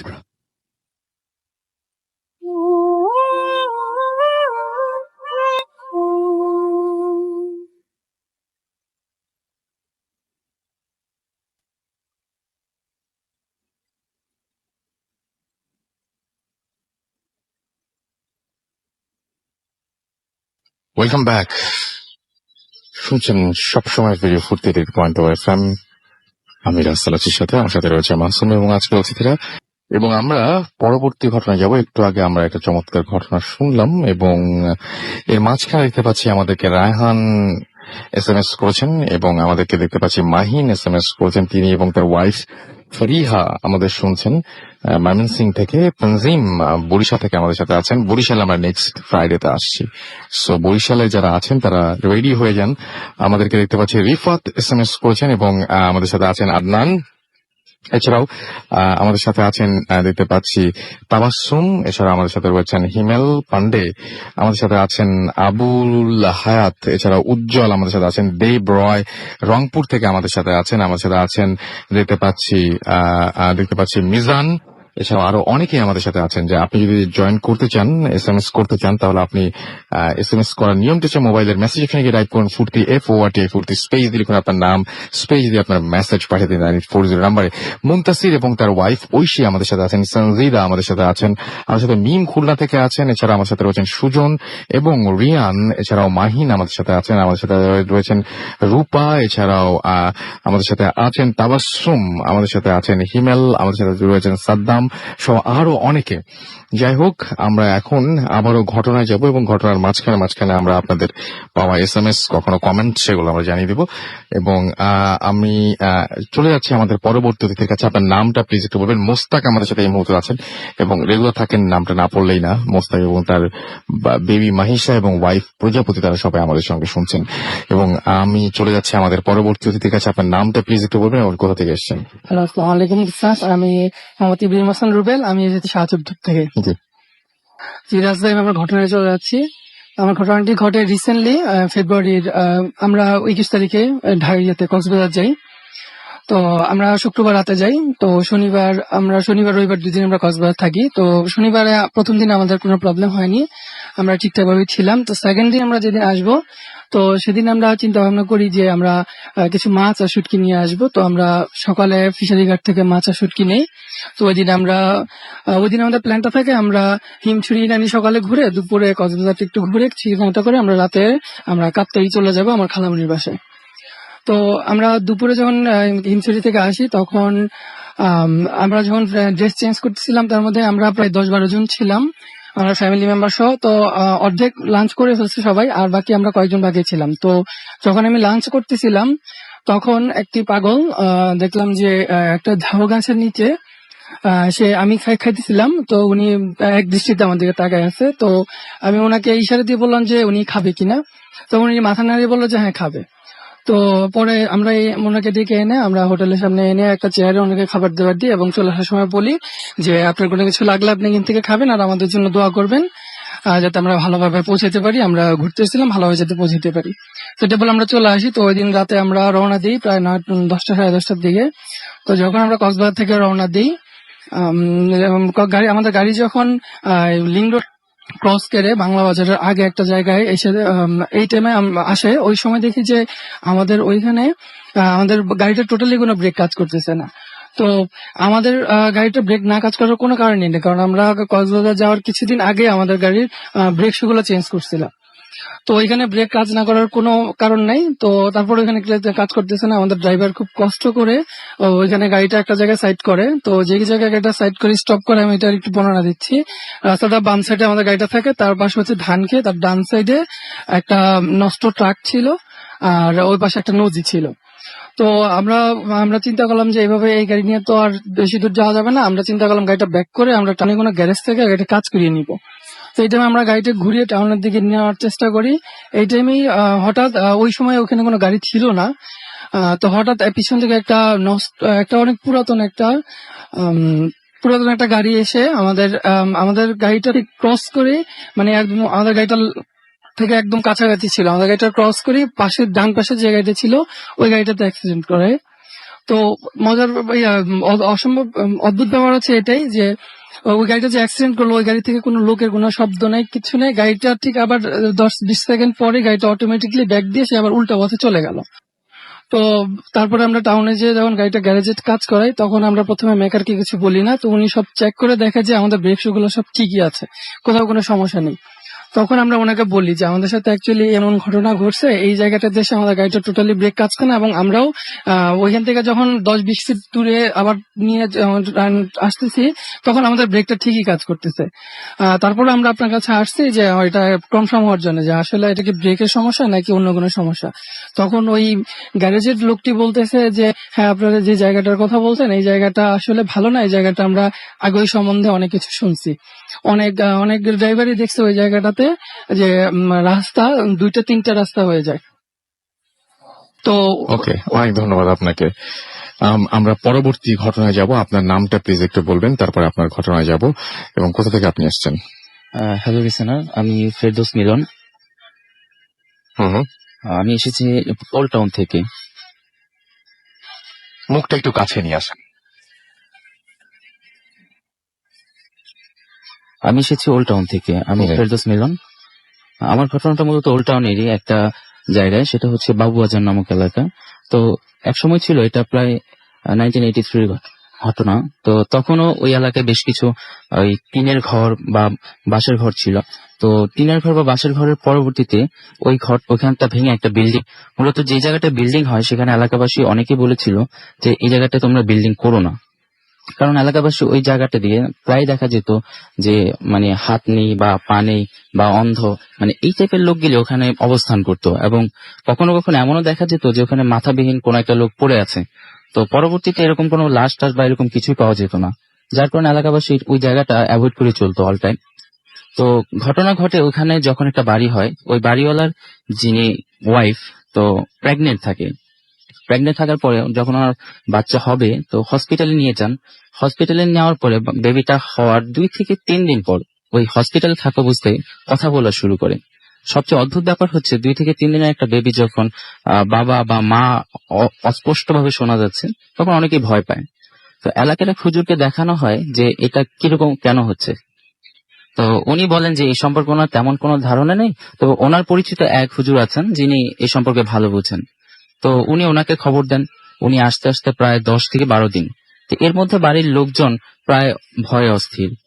তো ওই হুজুরটা যখন আসেন, হুজুরটা এসে বলেন যে এর সাথে কোনো একটা খারাপ জিনের বা জিন জাতীয় কোনো কিছুর একটা আছর আছে, তো ওনার আরো ভালো করে বুঝতে হবে। তো উনি বাচ্চাটার সাথে কথা বলা শুরু করেন এবং বাচ্চাটাও এই হুজুরের সাথে কথা বলে। এই বাচ্চাটার বয়স হচ্ছে লিসেনার 12 থেকে 13 দিন। তো এই বাচ্চাটা যখন কথা বলা শুরু করে, বাচ্চাটাকে হুজুর জিজ্ঞেস করেন যে তুমি কোথা থেকে এসেছো। তখন এই বাচ্চাটাই বলতেছে যে আমি ওই হসপিটাল থেকে ওকে দেখেছি এবং ওকে দেখে আমার পছন্দ হয়েছে, একে আমি নিয়ে যাব এবং একে আমি লালন পালন করে আমার সাথে বড় করব। তো হুজুর বলে না, তুমি একে তো নিতে পারবা না, তো তুমি ভালো ভালো ছেড়ে দাও। তো ও বলতেছে না, আমি একে কিছুতেই ছাড়বো না। তখন হুজুর একটা বেত নিয়ে পাশের মাটিতে বাড়ি দিচ্ছেন, তো সাথে সাথে ওই বাচ্চাটাকে একটা আঁচড় পড়তেছে। তো বেশ কিছুক্ষণ এইভাবে যাওয়ার পরে বলতেছে যে তুমি আমাকে বেশি মেরো না, আমি যদি মরে যাই তাহলে আমিও মরবো, সাথে বাচ্চাটাকে নিয়ে মরবো। তো এই কথা শুনে হুজুরটা তারপরেও তাকে একটু রিকোয়েস্ট করা শুরু করলেন। তো রিকোয়েস্টের এক পর্যায়ে ওই বাচ্চাটা বলতেছে, মানে বাচ্চাটার সাথে যে আছে সে বলতেছে যে ঠিক আছে, তুমি আমাকে এত কেজি মিষ্টি দাও, আর আমাকে একটা, আমি আরেক দিনের কথা বলবো, আমাকে এতদিন একটা ছাগল দিবা, দিলে আমি একে ছেড়ে চলে যাব। তো কোথায় মিষ্টি দেব? তো সে ওই বাড়িরই তার বাড়ির নিচের অংশটার মধ্যে বলতেছে যে বাড়িটা মূলত ছিল 4 তলা, তারা 4 তলায় থাকতো। তো নিচের এই জায়গাটায় তুমি এত কেজি মিষ্টি রেখে আসো। তো মিষ্টি রেখে আসো, আশেপাশে সব লোক চলে আসে। তো তুমি যাবা, এটা সাইন কি? তো বলতেছে যে আমি যখন যাব তখন ওই বাহিরের একটা জুতা উল্টে রেখে চলে যাব। তো বাচ্চাটা যখন এই কথা অবতা মিষ্টি টিষ্টি রাখা হয়, তো হুজুরটা যখন কথা বলছে, এক পর্যায়ে বাচ্চাটা হাঁটা শুরু করে। হাঁটতে হাঁটতে দরজার পর্যন্ত প্রায় 10 থেকে 12 ফিটের মতো হবে। এই পর্যন্ত এই 12-13 দিনের বাচ্চাটা হাঁটা শুরু করে হিরণ পাশে এসে, দেন ওখানে এসে সে চিত হয়ে পড়ে যায় এবং কান্না করে দেয়। এবং বাইরে এসে দেখা যায় ঠিকই যে একটা জুতা উল্টানো এবং বাইরের মিষ্টিগুলিও সেখানে উধাও, কিছুই নেই সেখানে। তো বাড়ির লোকজন ভাবে যে ঠিকই আছে, ভালো হয়ে যাচ্ছে। তো এরপরে বেশ কিছুদিন যাওয়ার পরে তাদের সেই একটা ছাগল দেওয়ার কথা তারা ভুলে গিয়েছিল। তো তারা ভাবছে যে সব ঠিক আছে, ভালো হয়ে গেছে, এখন আর দেওয়ার প্রয়োজন নেই। তো দেখা গেছে তার কয়েকদিন পরে, 7 থেকে 8 দিন পরে তাদের ছাগলটা দেওয়ার কথা ছিল। তো ওই টাইমটা ক্রস করার কয়েকদিন পরে বাচ্চাটা মারা যায়। আচ্ছা, আপনার নামটা একবার বলবেন? কোথা থেকে আমার আপনি নামটা এসেছেন? ফেরদৌস মিলন, আমি মূলত ওল্ড টাউন থেকে এসেছি। সো ফেরদৌস মিলন ওল্ড টাউন থেকে এসেছেন। যে ঘটনাটা বললেন সেই ঘটনাটা প্রায় মানে অবিশ্বাস্য একটা ঘটনা, বাট উনি যারা ওল্ড টাউনে, আপনি তো অনেকদিন ধরে থাকেন ওল্ড টাউনে, তো আপনি নিশ্চয়ই মানে এই ঘটনাটা ঘটেছে কোথায়? এই ঘটনাটা ঘটেছে হচ্ছে বাবুবাজার বাদামতলী নামক এরিয়া। আমরা নিশ্চয়ই ওখানকার এলাকাবাসী সবাই জানেন। জানেন। তো এলাকাবাসী যদি না জানেন তাহলে আপনি মানে আপনার কাছে আপনার যারা এলাকাবাসী যারা আপনাকে চেনেন তারা নিশ্চয়ই এই ব্যাপারটা সম্পর্কে জানবেন। এবং আমি তো বলেই দিলাম যে কোথায় ঘটনা ঘটেছে এবং কোথায় কি হয়েছে, এটা উনি আরো ভালো বলতে পারবেন। আমরা পরবর্তী ঘটনায় যাব আমাদের পরবর্তী অতিথির কাছে, এবং তার মাঝখানে আমি একটু আমাদের ফেসবুকে যে কমেন্টগুলো রয়েছে সেই কমেন্টগুলো পড়ে ফেলতে চাই। আমি দেখতে পাচ্ছি যে আমাদের এইখানে অনেকেই লিখছেন, এবং আমি দেখতে পাচ্ছি আমাদের এখানে লিখছেন যারা, তাদের মধ্যে রয়েছেন হোসেন আরমান, এবং আমাদের সাথে রয়েছেন তিনি এনজয় করছেন আমাদের সাথে। দেখতে পাচ্ছি এমডি আল আমিন আমাদের সাথে আছেন, আমাদের সাথে রয়েছেন দেখতে পাচ্ছি মাহফুজ আহমদ, এবং আমাদের সাথে রয়েছেন দেখতে পাচ্ছি শাহিন হাওলাদার, এছাড়াও মোহাম্মদ ইরফান আমাদের সাথে আছেন। মাহফুজ আহমেদ আবারও লিখেছেন, আমাদেরকে লিখেছেন দেখতে পাচ্ছি আমাদেরকে আমার আচ্ছা, নামগুলো একটু আপনাদের অরিজিনাল নামটা যদি দিয়ে তারপরে ফেসবুকের আইডিটাতে অন্তত ভূত এফএমে কমেন্ট করার সময় একটু অরিজিনাল নামগুলো দিলে ভালো হয়। এবং আমাদেরকে দেখতে পাচ্ছি এস এম খোকন আমাদের সাথে রয়েছেন, আমাদের সাথে রয়েছেন এমডি রিয়াদ, এছাড়া আবির হোসাইন আমাদের সাথে আছেন, আমাদের সাথে রয়েছেন দেখতে পাচ্ছি আরো মাসুদ রানা সহ আরো অনেকেই। যাই হোক, আমরা চলে যাব আমাদের পরবর্তী অতিথির কাছে। আপনার নামটা একটু প্লিজ বলবেন এবং আপনি কোথা থেকে এসেছেন? তো লিসেনার্স, পাপন বলছিলাম, এসছি মোহাম্মদপুর শ্যামলী থেকে। আচ্ছা, আপনি বলছিলেন যে ব্ল্যাক ম্যাজিক নিয়ে আপনার চোখের সামনে দেখা একটা ঘটনা রয়েছে, এবং আপনি তার আগে বলছিলেন যে আমাদের যে লাস্ট এপিসোডে যে অতিথি এসেছিলেন যিনি একটা ঘটনা শেয়ার করার সময় আমরা অডিও ক্লিপে কাকের সাউন্ড শুনছিলাম ব্যাকগ্রাউন্ডে, আপনি বলছিলেন যে এটা আপনি বিশ্বাস করেছেন, রাইট? জি, অবশ্যই। এবং আপনি বলছিলেন যে উনি জিন দ্বারা পজেসড, জি, এটা আপনি একদম বিশ্বাস করেন? হ্যাঁ, বিশ্বাস মিনস কথা হলো যে হ্যাঁ, একদম বিশ্বাস করেন। তো আপনি আমাদের যে মেইলটা পাঠিয়েছিলেন সেই ইমেইল আপনি শুরুতে লিখেছিলেন যে এই ঘটনাটা আপনার যে মানে এটার আপনার এক্সপ্লেনেশন আছে। তো আপনি মানে এটা হচ্ছে ওই যে কাক ডাকার এই আলামতটা এবং ওই সময় গল্প বলার সময় বারবার ডিস্টার্ব করা, এটা পুরোপুরি জিন করছিল। হ্যাঁ, অবশ্যই। এবং জিনটা কি মানে তার আশেপাশে কোথাও ছিল? তার সাথে আগে থেকে ছিল, আচ্ছা, কোনো না কোনো রিজনে তার কাছে আসছিল, কোনো না কোনো ভাবে তার কাছে আসছিল। এই এক কথা যে সে ছিল এই জন্য করতেছিল। ওকে, সো এটা আপনার এক্সপ্লেনেশন। আমরা চলে যাব আপনার ঘটনা। আপনি বলেছিলেন যে ব্ল্যাক ম্যাজিক যে আসলে কাজ হয় বা এরকম কিছু একটা আপনি একদম সামনাসামনি দেখেছিলেন। কে হন যিনি ব্ল্যাক ম্যাজিক করেন? আপনার কে হন তিনি? আচ্ছা, তিনি আত্মীয়তা সম্পর্কে আমার দাদা হন। থাকেন কোথায়? কেউ না, থাকেন রংপুরে, আচ্ছা, টার্মিনালে। হুম, তো নামটা মেনশন করছি না। রংপুরে যারা থাকে তারা সবাই ভালো মতোই চিনে, রংপুর টার্মিনাল। আচ্ছা, তো কথা হলো যে আমার হোম ডিস্ট্রিক্ট ঠাকুরপুর, ওখান থেকে রংপুরে আসতাম আমরা এই সমস্ত কাজ শোনার জন্য, দেখার জন্য, মজা লাগতো আর কি। তো একবার আসলাম কালী পূজার সময়, অমাবস্যার সময়। তো ওই সময় ভাই বিভিন্ন ধরনের কাজ কারবার করলো, করার পরে এক মাঠের মধ্যে আমরা দাঁড়ায় আছি। তো ভাই বলতেছে দেখবি এক জিনিস। কি ভাই? 2-3টা তালি ইউজ করলো। তাহলে আমরা নর্মালি যেভাবে তালি দিই, ক্ল্যাপ করি, সেভাবে তালি ইউজ করলো। তো তারপর আমরা কিছু দেখতে পেলাম না, আমরা একটু হাসি মজা করলাম যে হ্যাঁ ভাই কিছু তো হলো না। তো ভাইও কিছু বললো না, ভাই চলে গেলেন, আমরাও চলে আসলাম। তো আসার সময় স্কুলের নাম আমি মেনশন করছি না, স্কুলে আমরা দাঁড়ায় আছি। আমরা 3 ভাই ছিলাম, আমি, বাপ্পি, রিয়াদ, সবচেয়ে ছোট জন রিয়াদ, তারপরে আমি, তার সবচেয়ে বড় হলো বাপ্পি। তো রিয়াদ দাঁড়ায় ছিল, আমি দাঁড়াইছিলাম, বাপ্পি ভাই দাঁড়ায় ছিল। ওইখানে অমত অবস্থায় রিয়াদ মজা করে বললো যে ভাই তো তখন ইউজ করলো, এটা কিছু হলো না, দেখে আমরা একটু ইউজ করি। তো রিয়াদ একসাথে 3টা ক্ল্যাপ ইউজ করলো, 3বার তালি বাজাইলো। আমরা চোখের সামনে দেখতে পেলাম রাসেল ভাই কাফনে পড়া লাশ, যতদূর চোখ যাচ্ছে, মানে মাঠটা যত বড় আর কি, সারি হয়ে দাঁড়ায় আছে। আমরা 3 জন একই প্লেসে একই টাইমে এই জিনিসটা দেখছি। এবং এটা তালি বাজানোর সঙ্গে সঙ্গে হয়েছে? তালি বাজানোর সঙ্গে সঙ্গে। অমাবস্যা রাত ছিল, কালী পূজার রাত ছিল। আচ্ছা, ওকে। সো এটা আপনার একদম চোখের সামনে দেখা? আমার চোখের সামনে। সাধারণত কি এদেরকে কি কোনো কাজে ব্যবহার করে এরকম মনে করছেন আপনি? হ্যাঁ, এদেরকে কাজে ব্যবহার, ডেকে নিয়ে এসে কাজে ব্যবহার কাজে ব্যবহার করা হয়েছে। ওকে, থ্যাংক ইউ ভেরি মাচ। আমরা একটা ছোট্ট ব্রেকে যাব এবং ব্রেকের পরে আবারও ফিরে আসছি। সেই পর্যন্ত আমাদের সঙ্গে থাকুন। স্টে টিউনড রেডিও ফুর্তি অ্যান্ড ডোন্ট স্টপ দ্য ফুর্তি। Booth FM. The night comes alive with drumming.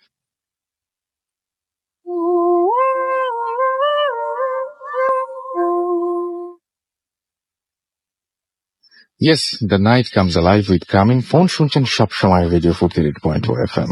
আর আগামী সপ্তাহে আমরা যাচ্ছি বরিশালে। সুতরাং বরিশালবাসীকে অনুরোধ করবো যে আপনারা আপনাদের জীবনের সেরা ঘটনাগুলো লিখে পাঠিয়ে দিন আমাদের কাছে। আমাদের অ্যাড্রেস হচ্ছে boothfm@radiofurti.fm, স্পেলিংটি হচ্ছে BHWTFM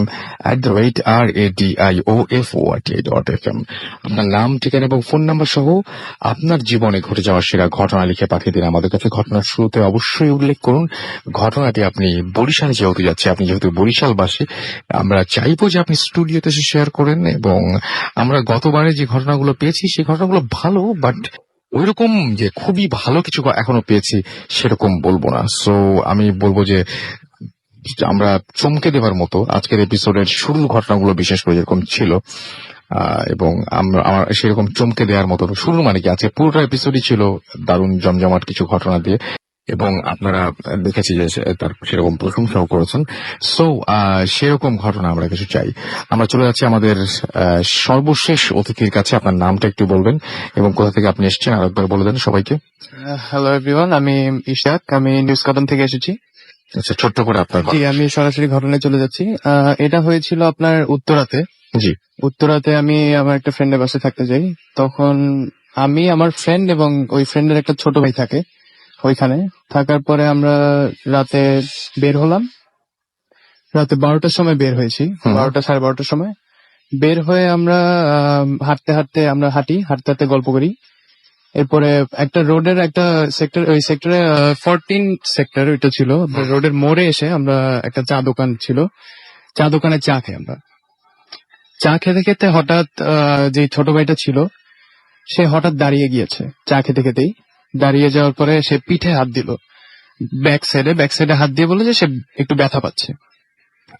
তো সে ওখানে থাকতে চায়নি, সে বললো যে আমরা বাসায় যাই, আমরা ওইখানে থাকবো না। তো সে যেটা বললো, এরপরে আমরা বললাম কেন, কি হয়েছে, চা খাচ্ছি আর একটু থাকি, মাত্র বের হলাম। যে না ভাইয়া, আমার খারাপ লাগতেছে শরীরটা, আমি থাকবো না, আমি বাসার দিকে যেতে চাচ্ছি। বললাম যে আচ্ছা ঠিক আছে। চা শেষ করে আমরা আবার বাসার দিকে ব্যাক করলাম। ব্যাক করার পরে যেটা হয়, সে পিঠে হাত দিয়ে সে হাঁটতে থাকে। হাঁটতে হাঁটতে সে বলে যে, সে কোনো কথা বলে না। তখন আমরা বললাম যে কি হয়েছে, তুমি পিঠে হাত দিয়ে এরকম হাঁটছো কেন? তো সে বললো যে আমার পিঠে ব্যথা করছে, আমি হাতটা নামাইতে পারতেছি না। পিঠ থেকে আমি হাতটা, ব্যাক সাইডে যে হাতটা সে ছেলেটা নামাতে পারছিল না। তো আমি কি করলাম, আমি আমার ওই ফ্রেন্ডকে বললাম আচ্ছা ঠিক আছে, ও দেখি কি হয়েছে, ওর পিঠে ব্যথা পেয়েছে, হয়তো টান খেয়েছে বা কিছু। তো ওর লেফট হ্যান্ডটা ব্যাক সাইডে দিয়েছিল। তো আমরা কি করলাম, আমরা দুইজনই হাতটা নামানোর ট্রাই করি, দুইজনই প্রেসার দিয়ে হাতটা নামানোর ট্রাই করি, বাট আমরা নামাতে পারছিলাম না। সো রাসেল ভাই, যেটা হয় আপনার যদি ব্যাক সাইড এরকম হাত থাকে, একটা লেফট হ্যান্ড, আপনি যদি নামানোর চেষ্টা করেন তাহলে ইজিলি নেমে যাবে হাতটা। মানে সে এত শক্তি দিয়ে হাতটা ধরে রাখছিল যে আমরা নামাতে পারছিলাম না। এরপর যেটা হলো, আমরা হাঁটতে থাকি, হাঁটতে হাঁটতে এরপরে হঠাৎ করে ওই ছেলেটি, আপনার একটা গাছ ছিল, ওই রোডেই একটা গাছ ছিল, গাছের সাথে যে সে দাঁড়ায়, গাছের সাথে দাঁড়িয়ে আমাদের দিকে তাকায়। তো আমরা একটু বললাম যে কি হয়েছে, তুমি ওইখানে যাচ্ছ কেন, বাসায় যাচ্ছি আমরা, তুমি আবার ওইখানে যে দাঁড়ালা কেন? সো এরপরে যেটা হলো সেটা আমি এখনো আমার চোখে ভাসে, বা আমি মাঝে মাঝে মনে করলে আমার অনেক ভয় পাই। এরপরে যেটা হলো আসল ভাই, সেটা হলো সে ওই গাছের একটা ডাল ছিল, বেশি উঁচু না, ছোট একটা গাছ ছিল, গাছের ডালের উপরে সে ডিগবাজি খেয়ে উঠলো, উঠে সে বসেছিল গাছে, বসে সে আমাদের দিকে তাকিয়ে সে হাসা শুরু করলো। লিটারালি তাকিয়ে হাসছে, হেসে হেসে সে জাস্ট আমাদের দিকে তাকিয়ে আছে এবং হাসতেছে। তো আমরা অনেক ভয় পেয়ে গেছি তখন, যে সে এরকম কিভাবে সে গাছে উঠলো, এটাই আমরা বুঝলাম না। যে তারপরে সে হাসতেছে, হাসতে হাসতে সে এরপরে আমরা ওইখানে একটু তাকে চিল্লাই যে গাছ থেকে নিচে নামো, চিল্লাই বললাম, বলার পরে সে নামছিল না, সে জাস্ট ওইখানে বসে আমাদের দিকে তাকিয়ে হাসছে। আমরা একটু ভয় পেয়ে যাই, ভয় পাওয়ার পরে সে এরপরে একটু পরে সে আবার গাছ থেকে নামে, একটা লাফ দেয়, লাফ দিয়ে নেমে সে ওইখানে বসে পড়ে। বসে সে ওইখানে মানে আর কোনো কথা বলে না, সে সেন্সলেস হয়ে যায়। এরপর আমরা কি করলাম, আমরা ওইখানে বসেছিলাম অনেকক্ষণ, কি করব। তো আমরা দুইজনই তাকে উঠিয়ে আমরা এরপর ওইখানে একটা রিক্সা ধরলাম, রিক্সা ডেকে আনলাম, একটু রিক্সা ডেকে এনে তাকে রিক্সা উঠালাম, উঠিয়ে এরপরে আমরা বাসায় গেলাম। বাসায় যেয়ে এরপরে আমরা পরের দিন সে যখন উঠে সে সকালে উঠেই সে তার বাসায় চলে যায়, সে আর আমাদেরকে ওইরকম কিছু বলে না। পরের দিন ছিল শুক্রবার আপনার নামাজের পরে আপনার তার বাসায় গেলাম। বাসায় যাওয়ার পরে তাকে জিজ্ঞেস করলাম যে কি হয়েছে, গতকালকে রাতে যে তুমি এরকম করছিলে, কি হয়েছিল? সে বললো ভাইয়া গতকালকে রাতে কি হয়েছে? আমি বললাম যে গতকালকে রাতে তুমি চা দোকানে চা খাচ্ছিলাম, এরপরে তুমি বললা পিঠে ব্যথা, এরপরে তুমি ওইখান থেকে আসার সময় তুমি গাছে উঠে গেলে, এরপরে এইভাবে তাকিয়েছিলে আমাদের দিকে হাসতেছিলে। তো বললো যে কখন ভাইয়া? আমার যতটুকু মনে আছে আমরা চা খাচ্ছিলাম, আমরা একসাথে চা খাচ্ছিলাম, চা খাওয়ার পরে এরপরে তো আপনারা চলে গেছেন, এরপর আমি আমার বাসায় চলে আসছি, এরপরে আর আমার কিছু মনে নেই, জাস্ট এতটুকুই হয়েছিল। ওকে, থ্যাংক ইউ ভেরি মাচ। আমাদের শেষ করতে হবে, সময় একেবারে শেষ হয়ে গেছে আজকে, এবং যাওয়ার আগে জানিয়ে যাই যে আগামী সপ্তাহে আমরা আসছি বরিশালে, এবং আশা করছি যে বরিশাল থেকে আমরা অনেক দারুণ দারুণ ঘটনা পাবো। এবং বরিশালবাসী আপনারা SMS পাঠান, আমাদের SMS পাঠানোর অ্যাড্রেসটি হচ্ছে bhutfm@radio40.fm, which is BHWTFM@radioFORT.FM। আপনার নাম, ঠিকানা এবং ফোন নাম্বার সহ আপনার জীবনে ঘটে যাওয়া বা আপনার জানা সেরা ঘটনা লিখে পাঠিয়ে দিন আমাদের কাছে। ঘটনার শুরুতে অবশ্যই উল্লেখ করুন যে ঘটনাটি আপনি স্টুডিওতে এসে শেয়ার করতে চান, নাকি আপনি চান যে আপনার ঘটনাটা আমরা পড়ে শোনাই। আর যারা দেশের বাইরে রয়েছেন কিন্তু বাড়ি বরিশালে, তারা আমাদেরকে ঘটনা ডেফিনেটলি অডিও ক্লিপের মাধ্যমে পাঠাতে পারেন, এমনকি আমাদেরকে ঘটনা আপনি ইমেইলও করতে পারেন। আপনাদের ঘটনার প্রতীক্ষায় থাকলাম। কথা হবে আবারও আগামী সপ্তাহে বরিশাল থেকে। সেই পর্যন্ত সবাই সুস্থ। আচ্ছা, তার আগে বলতে আমাদের ফেসবুক অ্যাড্রেসটা কি? ফেসবুক অ্যাড্রেসটা হচ্ছে আমাদের www.facebook.com/radio.40 and www.facebook.com/bhutfm.russell। কথা হবে আগামী সপ্তাহে, আগামী শুক্রবার বরিশাল থেকে। সেই পর্যন্ত সবাই ভালো থাকুন, সুস্থ থাকুন, সুন্দর থাকুন, মোস্ট ইম্পর্টেন্টলি ফুটতে থাকুন। আজকের মতো এখানেই শেষ করছি, টাটা।